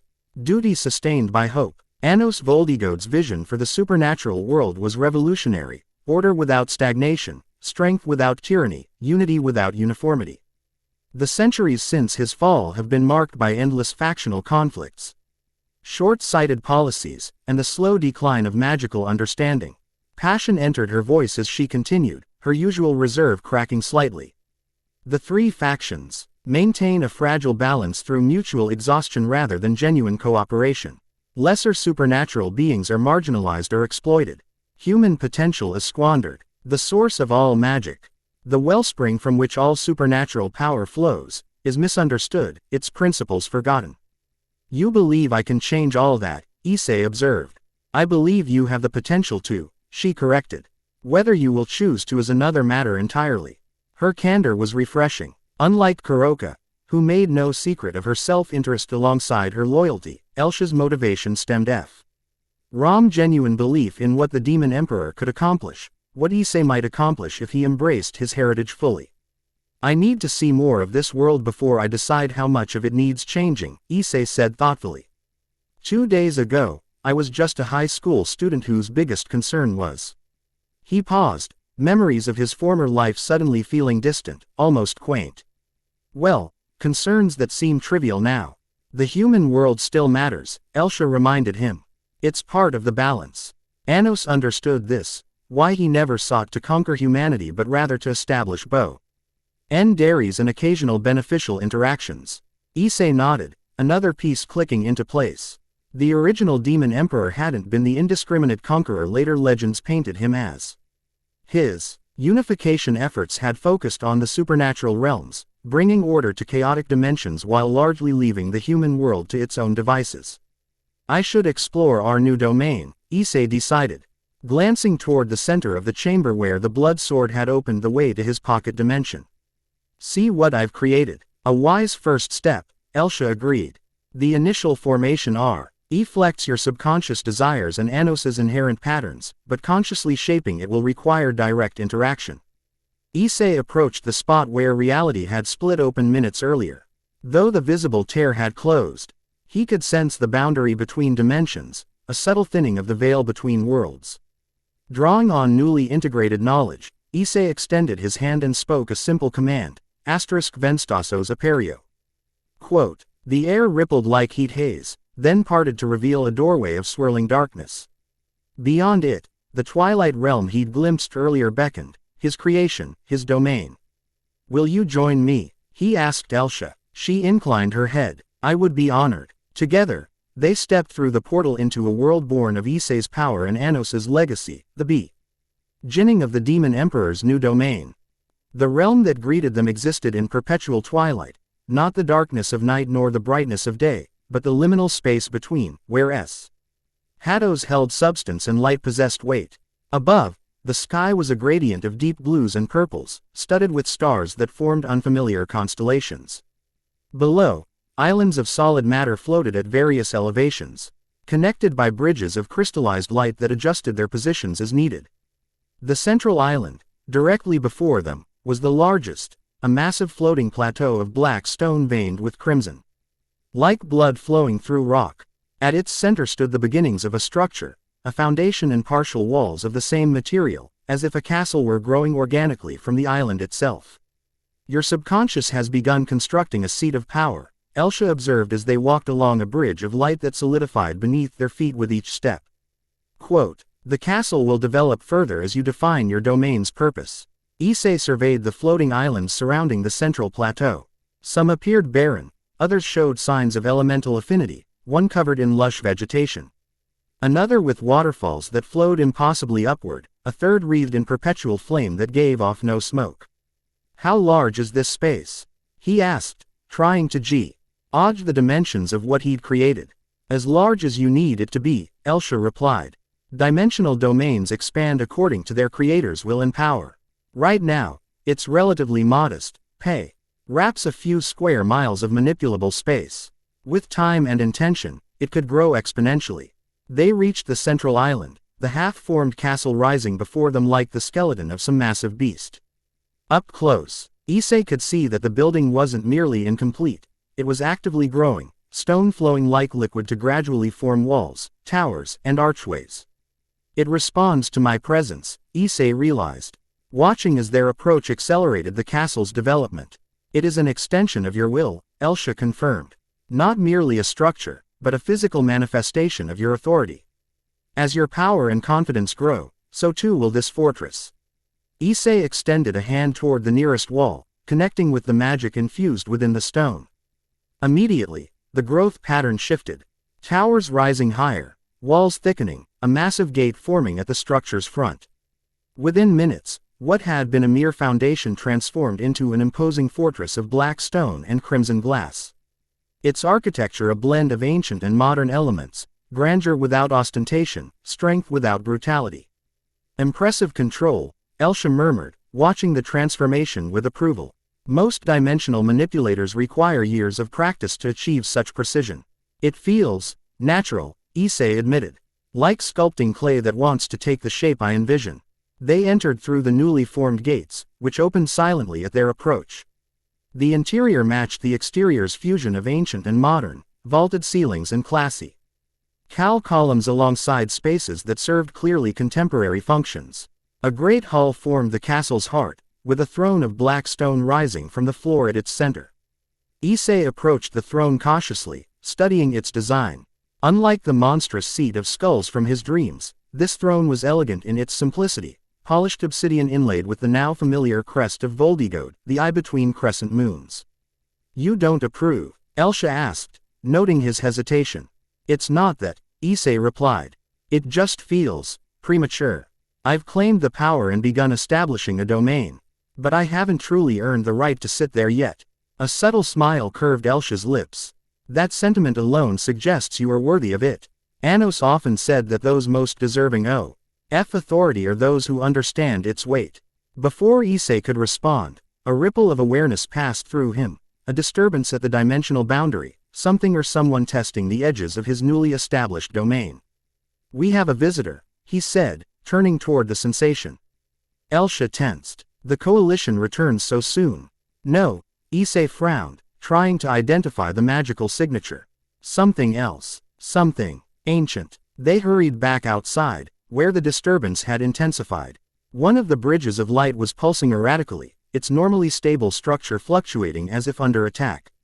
At its far end, connecting to a previously empty floating island, a tear had appeared in the dimensional fabric, not the controlled opening Issei had created for their entry, but a forced breach. Through this ragged opening stepped a woman of breathtaking beauty and palpable danger. Tall and regal, with long blue-black hair that seemed to flow like water even in the still air. She surveyed the domain with critical golden eyes that resembled a reptile's more than a human's. Her attire was an elegant fusion of Eastern and Western styles, a high-collared dress of midnight blue with scaled patterns that caught the twilight in iridescent flashes. Power radiated from her in waves so intense that the very air around her formed distorted, like heat haze over desert sands. This was no ordinary supernatural being. This was something primordial, something that had existed long before human civilization took shape. "Tiamat," Elsha whispered, genuine alarm in her voice. "The Chaos Karma Dragon." The name registered in Issei's integrated memories, one of the 5 dragon kings, ancient draconic entities of immense power who largely remained aloof from the affairs of other supernatural factions. Tiamat was considered perhaps the strongest among them, a being of chaos and destruction who rarely involved herself in matters beyond her own territory. "What business brings the Chaos Karma Dragon to my domain?" Issei called out, his voice carrying across the space between them with supernatural clarity. Tiamat's reptilian eyes fixed on him, her expression one of cool assessment. "So it's true," she said, her voice melodious yet underlaid with a rumbling power like distant thunder. "The blood of the Demon Emperor flows once more." I sensed the awakening but required confirmation. With predatory grace, she began walking across the bridge of light, which stabilized beneath her feet despite her earlier forceful entry. 2,000 years is a mere blink to one such as I, successor of Anos Voldigoad. I remember your predecessor well, his rise, his reign, his fall. I watched from a distance as he nearly united the supernatural realms under his banner. She stopped several paces away, close enough for conversation but maintaining a distance that acknowledged the potential for conflict. "Now I come to take your measure, to determine whether you are truly worthy of the power you've claimed, or merely its pale shadow." The challenge was unmistakable. Tiamat hadn't come merely to observe or introduce herself. She had come to test Issei, to judge his worthiness according to her own ancient standards. Elsha stepped slightly forward, her posture formal. "Lady Tiamat, Issei Voldigoad has only just established his domain. Perhaps such evaluations could wait until he has." "I did not ask you." "Timekeeper," Tiamat interrupted, her gaze never leaving Issei. "The dragon speaks to the Emperor, not his servants." Though her dismissal was brusque, Issei note. That Tiamat had recognized Elsha by her former title among the 7 shadows, a sign of the dragon's long memory and, perhaps, a subtle acknowledgement of Elsha's own standing. "What form would this measurement take?" Issei asked, maintaining outward calm despite the internal recognition of the danger Tiamat presented.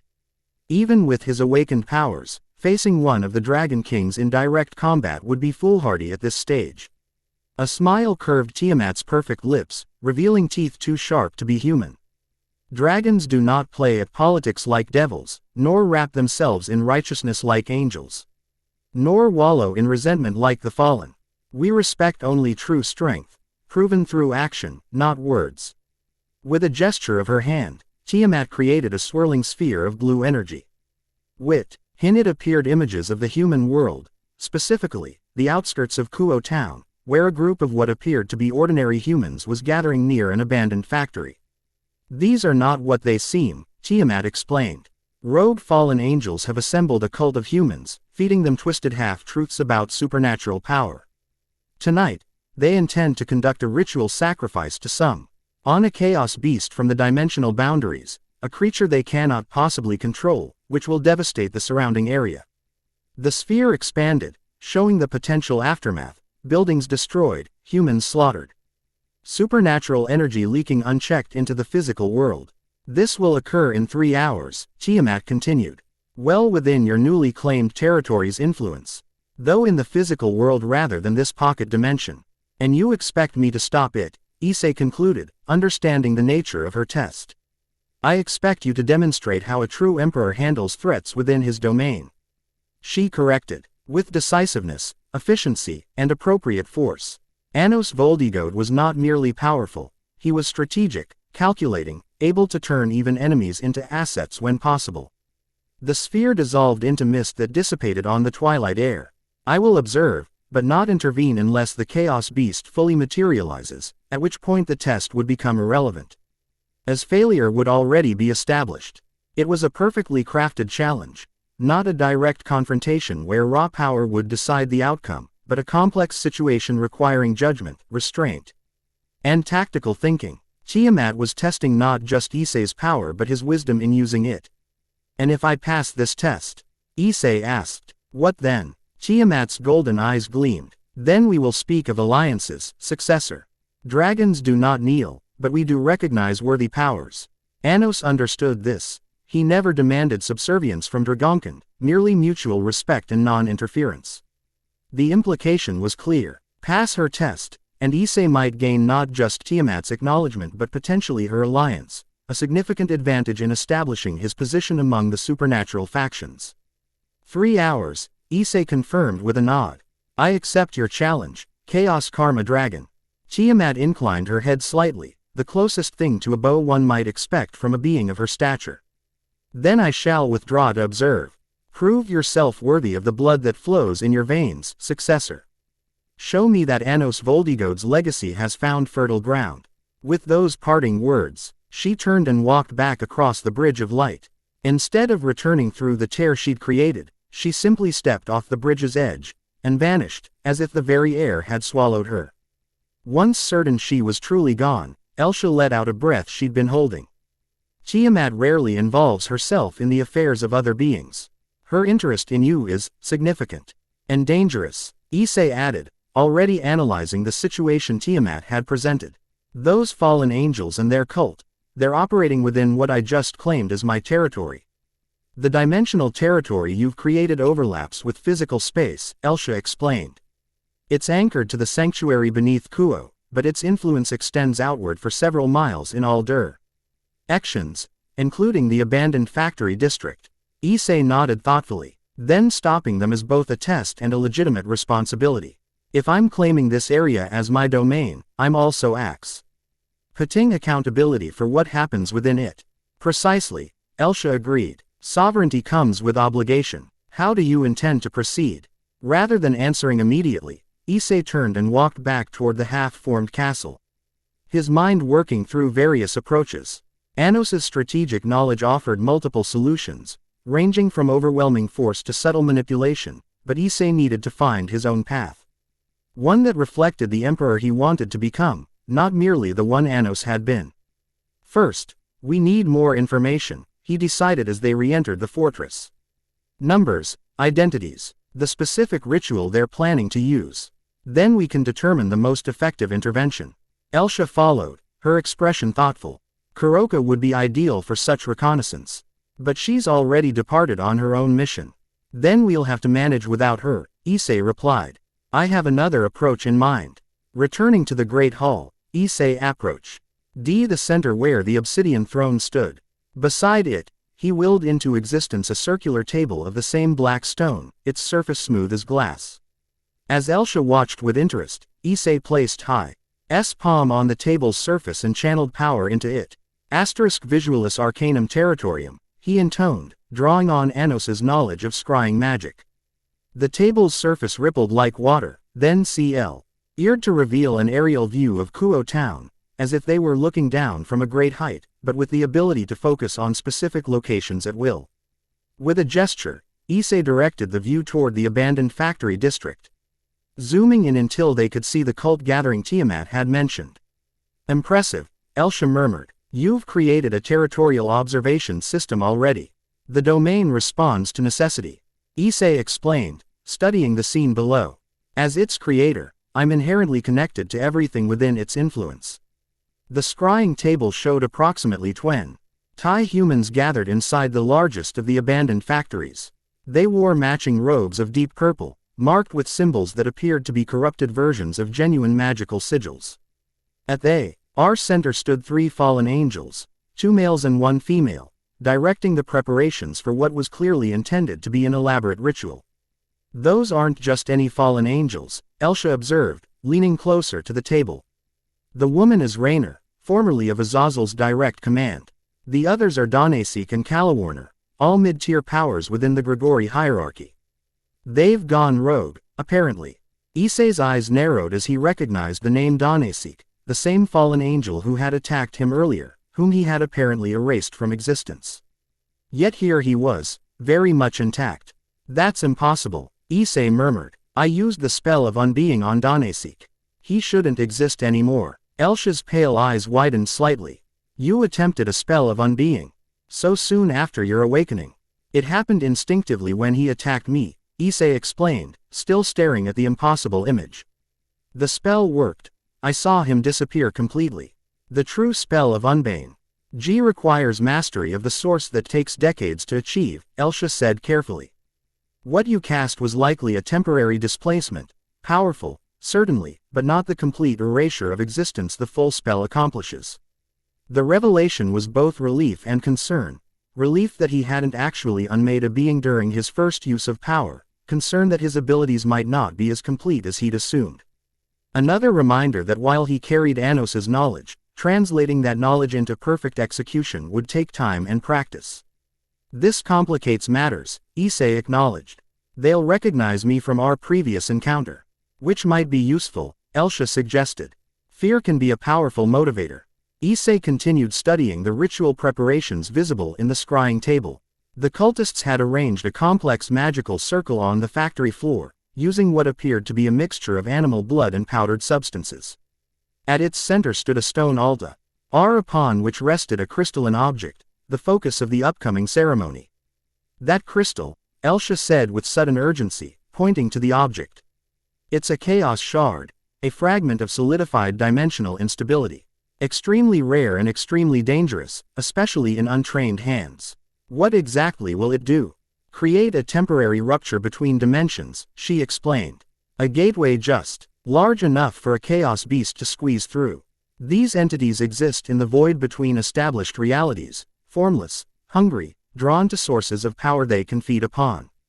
Issei nodded grimly, and once it crosses over, it will sense the concentration of supernatural energy in Kuo, devils, fallen angels, and now my own power signature, and head straight for it. Precisely. These cultists likely believe they can control it, bind it to their will. They cannot. The beast will slaughter them first, then seek the richest sources of energy to consume. The tactical assessment was clear, Is threat needed to be neutralized before the ritual could be completed? The question was how to do so most effectively, in a manner that would satisfy Tiamat's test while aligning with the type of authority Issei wanted to establish. After several moments of contemplation, Issei straightened. I have a plan, but I'll need to return briefly to the physical world first.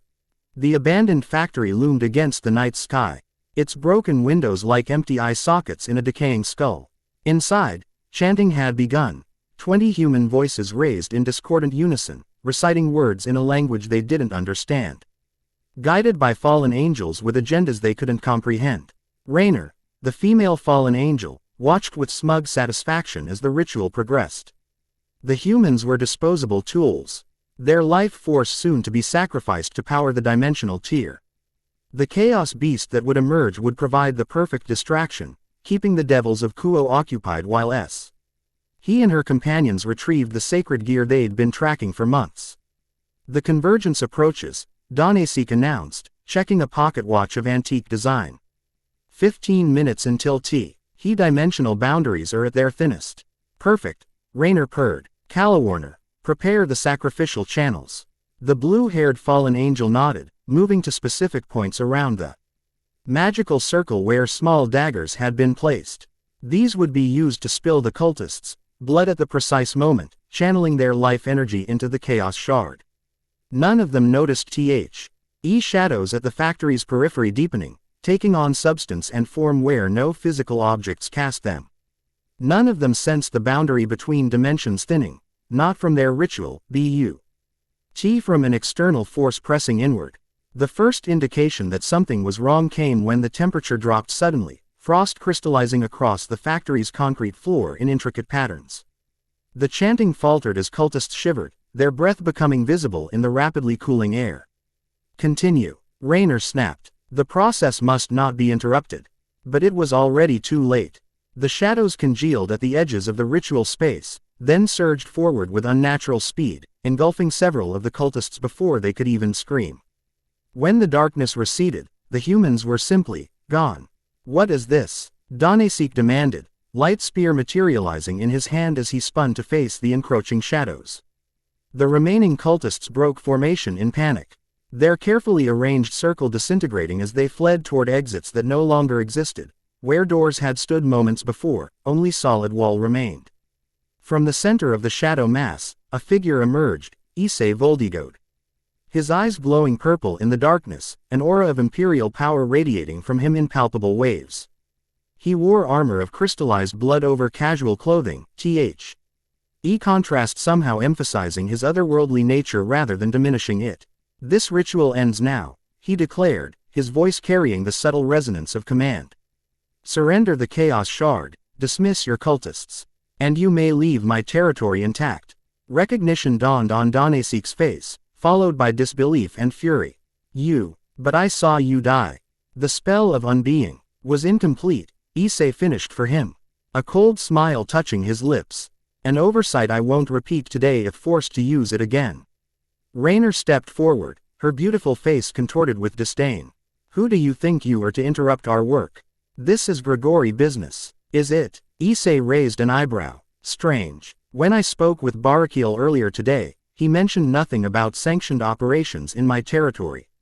In fact, he seemed quite interested in maintaining diplomatic relations with the new Demon Emperor. Uncertainty flickered across Raynor's expression. Demon Emperor, you're claiming to be. I am Issei Voldigoad, successor of Anos Voldigoad, the true Demon Emperor, he stated, the formal declaration carrying weight beyond the mere words. And you are conducting unauthorized activities within my domain. The fallen angels exchanged nervous glances. Even if they doubted his identity, the power radiating from him was undeniable, far beyond what any ordinary being should possess. The ritual is too far along to simply abort, Calawarner said, trying to sound authoritative despite her evident unease. The Chaos Shard is already activated. If we don't complete the controlled summoning, it could rupture randomly, causing even greater damage. It was a bluff, and a poor one at that. Issei could sense the Chaos Shard's energy levels. Heightened, yes, but nowhere near critical. The fallen angel was stalling, perhaps hoping for reinforcements or a chance to turn the situation to their advantage. Then I'll stabilize it myself, Issei replied calmly.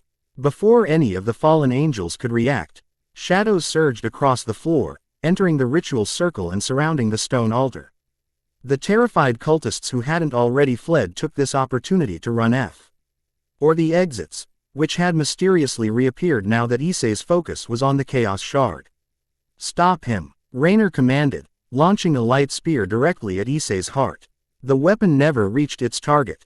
Midway through its flight, it encountered a barrier of crystallized blood that materialized from thin air, absorbing the spear's energy completely. Danesic and Calawarner joined the attack, multiple light weapons flying toward Issei from different directions. Each met the same fate, absorbed by barriers that appeared precisely where needed, not a single movement wasted in Issei's defense. Throughout this barrage, Issei's concentration remained fixed on the Chaos Shard. Extending one hand toward it, he began an incantation in the ancient language of demons, *Venastros Morvinium Diem, Cheostrum Negatum. Ordilis Restitutum. The crystal began to pulse with erratic light as Issei's magic interacted with the chaotic energy contained within it. The factory itself seemed to groan, reality flexing under the strain of conflicting magical forces. Realizing their attacks were ineffective, Raynor changed tactics.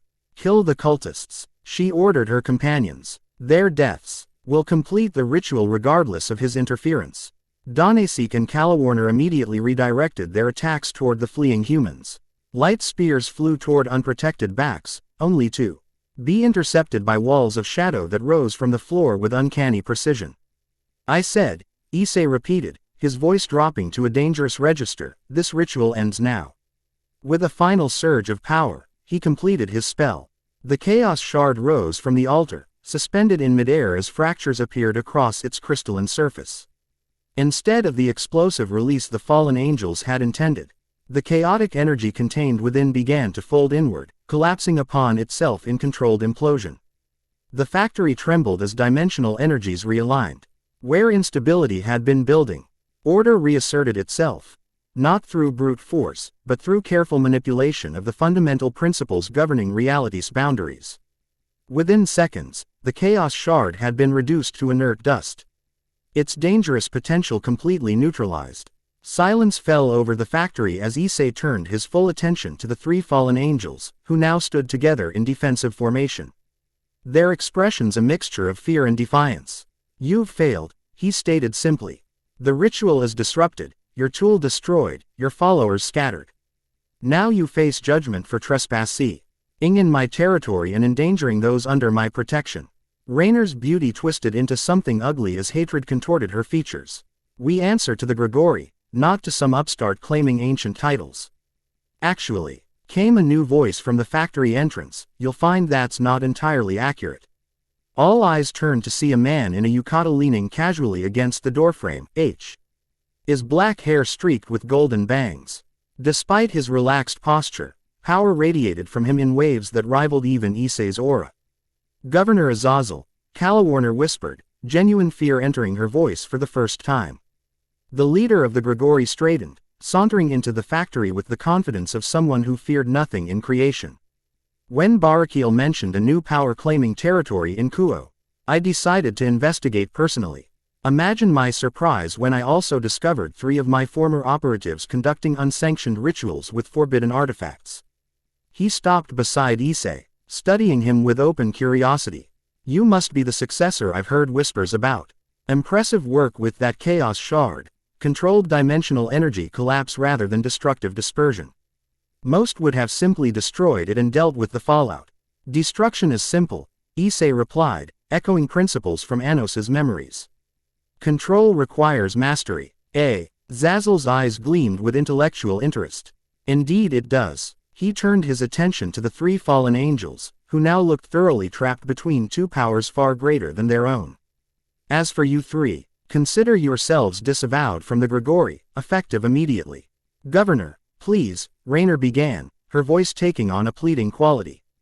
We were only trying to save the excuses, Azazel cut her off, his casual demeanor hardening. I know exactly what you were planning.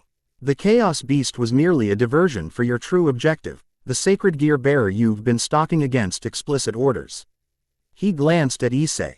These 3 are officially no longer under Grigori protection. As they've committed their crimes in your claimed territory, their fate is yours to decide, a point I'm sure Barakiel will acknowledge in your pending treaties. It was a diplomatic gesture of surprising significance, the leader of the fallen angels formally recognizing Issei's authority within his domain by deferring judgment of rogue fallen angels to him. Whether motivated by genuine respect or strategic calculation, the effect was the same, public legitimization of Issei's status. Issei nodded in acknowledgement, then turned his attention back to the 3 fallen angels, who now looked genuinely terrified. Their leader had abandoned them to the judgment of a being whose power they had foolishly challenged. In Anos's time, the punishment would have been swift and final, erasure from existence for daring to threaten the Demon Emperor's domain. But Issei wasn't Anos, despite carrying his legacy. He needed to establish his own approach to justice, one that would satisfy Tiamat's observation while reflecting his personal principles. Danasik, Rainer, Calawarner, he addressed them formally. You have committed multiple offenses within my territory: unauthorized ritual magic, attempted sacrifice of humans, dimensional tampering, and direct attack upon my person. The fallen angels remained silent, perhaps recognizing that excuses would only worsen their situation. Your punishment is this, Issei continued. You are bound to service, not to me personally, but to this territory. For 100 years, you will detect and report supernatural threats within this domain. You will protect humans from magical dangers they cannot perceive. You will serve as wardens of the boundary between worlds. He extended his hand, crimson energy gathering in his palm. This haze cannot be broken except by my will. Accept it, and live with purpose. Refuse, and face oblivion. It was a punishment that fit their crimes, using those who had threatened the boundary between dimensions to protect that very boundary. It offered redemption through service rather than simple retribution. Yet the binding would be absolute, ensuring they could not simply escape their sentence. The fallen angels exchanged glances, clearly weighing their options. Death or bound service, neither appealing. But the choice obvious nonetheless. We accept your judgment, Raynor finally said, her pride clearly wounded but her survival instinct stronger. Issei released the gathered energy, which split into 3 streams that encircled each fallen angel before sinking into their forms. The magic settled into them like chains forged of light and shadow, invisible to ordinary perk. Eption but unbreakable by any power less than Issei's own. The binding is complete, he declared. You will receive your specific duties from my representative tomorrow. Until then, you are confined to this factory. Shadows rose around the fallen angels, not to harm but to contain, a prison of darkness that would hold them until Issei determined their first assignments as boundary wardens. The immediate threat neutralized and justice administered, Issei turned to Azazel, who had watched the proceedings with evident fascination. An interesting choice, the governor of the Grigori observed. Most new powers feel compelled to demonstrate maximum force to establish their authority. Death is final, Issei replied. Service can be more valuable than corpses. Azazel smiled, genuine amusement lighting his features. You sound like him, you know. Anos always did prefer useful subordinates to dead enemies. Though his methods of persuasion were often more direct. You knew him personally? Issei asked, surprised despite himself. Azazel was ancient, certainly, but 2,000 years would make him one of the oldest beings still active in supernatural politics. I was much younger then, Azazel acknowledged. Barely more than a foot soldier in the early days of the Fallen. But yes, I encountered the Demon Emperor several times during the Unification Wars. His expression turned thoughtful. He was not what the modern legends paint him as. Before Issei could inquire further, a new presence made itself known, power so intense it made the air itself seem to thicken. Tiamat materialized from the shadows, her human form somehow containing the vastness of her true draconic nature. Governor, she acknowledged Azazel with a slight nod. Your arrival was unexpected. Dragon King. Azazel returned the greeting with exaggerated formality. Your interest in these proceedings is equally surprising.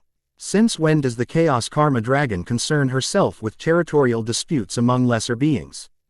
Tiamat's reptilian eyes narrowed slightly. I concern myself with what interests me, Fallen One. The return of true demon blood to this deluded world is worthy of attention. Her gaze shifted to Issei, studying him with penetrating intensity. You have passed my test, Successor. Neutralizing the threat without excessive destruction. Turning enemies to useful purpose. Establishing authority through judgment rather than mere power. Anos would approve. Coming from a being of Tiamat's stature, the acknowledgement carried significant weight. Issei inclined his head, accepting the praise without showing the relief he felt internally. Does this mean we'll have that discussion of alliances you mentioned? He asked. A smile curved Tiamat's perfect lips. Indeed. But not here, not now. Come to my domain when your treaties with the 3 factions are settled. We will speak of the future then. With those words, she began to fade from view, not teleporting or creating a portal, but simply withdrawing her presence from the physical plane, returning to whatever realm she called home. As her form disappeared completely, Azazel let out a low whistle. The Chaos Karma Dragon offering alliance talks.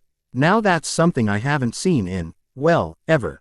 You've made quite an impression, Successor of Anos Voldigoad. Issei didn't respond immediately, processing the significance of what had just occurred. In the span of a single day, he had established his domain, faced down the leaders of the 3 factions, neutralized a significant threat to his territory, and earned the interest of one of the most powerful beings in the supernatural world. Not bad for someone who had been an ordinary high school student less than 72 hours ago. The treaties, Issei said finally, bringing his focus back to immediate concerns. Will you support their ratification? Azazel shrugged, his casual demeanor returning. Why not? The supernatural world has grown stagnant in recent centuries. A new power might shake things up in interesting ways. His eyes gleamed with mischief and genuine curiosity. Besides, I've always wondered what would have happened if Anos had succeeded in his unification. Perhaps through you, I'll get to find out. With a theatrical bow that managed to be both respectful and slightly mocking, Azazel turned to leave. At the factory entrance, he paused, looking back over his shoulder. Word of advice, young Emperor, the devils will be your biggest challenge. Angels follow heaven's dictates, and we fallen are pragmatic enough to adapt to new realities. But the current devil hierarchy was built specifically to prevent the rise of another Anos Voldigoad. They'll smile and sign treaties while searching for your weaknesses. His expression turned serious for a brief moment. Watch your back. Then he was gone, leaving Issei alone with the contained fallen angels and the aftermath of the averted ritual. With a gesture, Issei opened a portal back to his dimensional domain, where Elsha waited with the scrying table still active, having witnessed everything that had transpired. As he stepped through, leaving shadows to guard the bound fallen angels, Issei felt a curious mixture of satisfaction and sobriety. The power was intoxicating, the rapid establishment of his authority gratifying. Yet with each step toward embracing his heritage as the Demon Emperor, the weight of responsibility grew heavier. Territories, treaties, alliances, justice. The game of supernatural politics had begun in earnest, and Issei was now irreversibly a player on that stage. The first test is passed, Elsha observed as the portal closed behind him. But many more await. Issei nodded, his gaze turning to the obsidian throne that dominated the great hall. Perhaps it wasn't so premature after all. Every emperor needed a seat from which to rule, to plan, to build the foundation of something lasting. With measured steps, he approached the throne and seated himself upon it, not with the casual ease of someone claiming a piece of furniture, but with the deliberate dignity of a ruler accepting the symbol of his authority. Summon Kuroka when she returns. He instructed Elsha. We need to accelerate our plans. The gathering of my court cannot wait. Not with the three factions watching my every move, and dragons taking interest in our affairs. Elsha inclined her head in acknowledgement, a subtle smile playing at her lips. As you command, my emperor. As twilight deepened in his dimensional domain, Issei Voldigoad, successor of the true demon emperor, began planning the next phase of his emergence into the supernatural world. The foundation was laid. Now it was time to build something worthy of Anos's legacy and his own vision. The gathering of his imperial court had begun. Chapter 3 End. The end. Remember to subscribe and like this video. See you in the next video.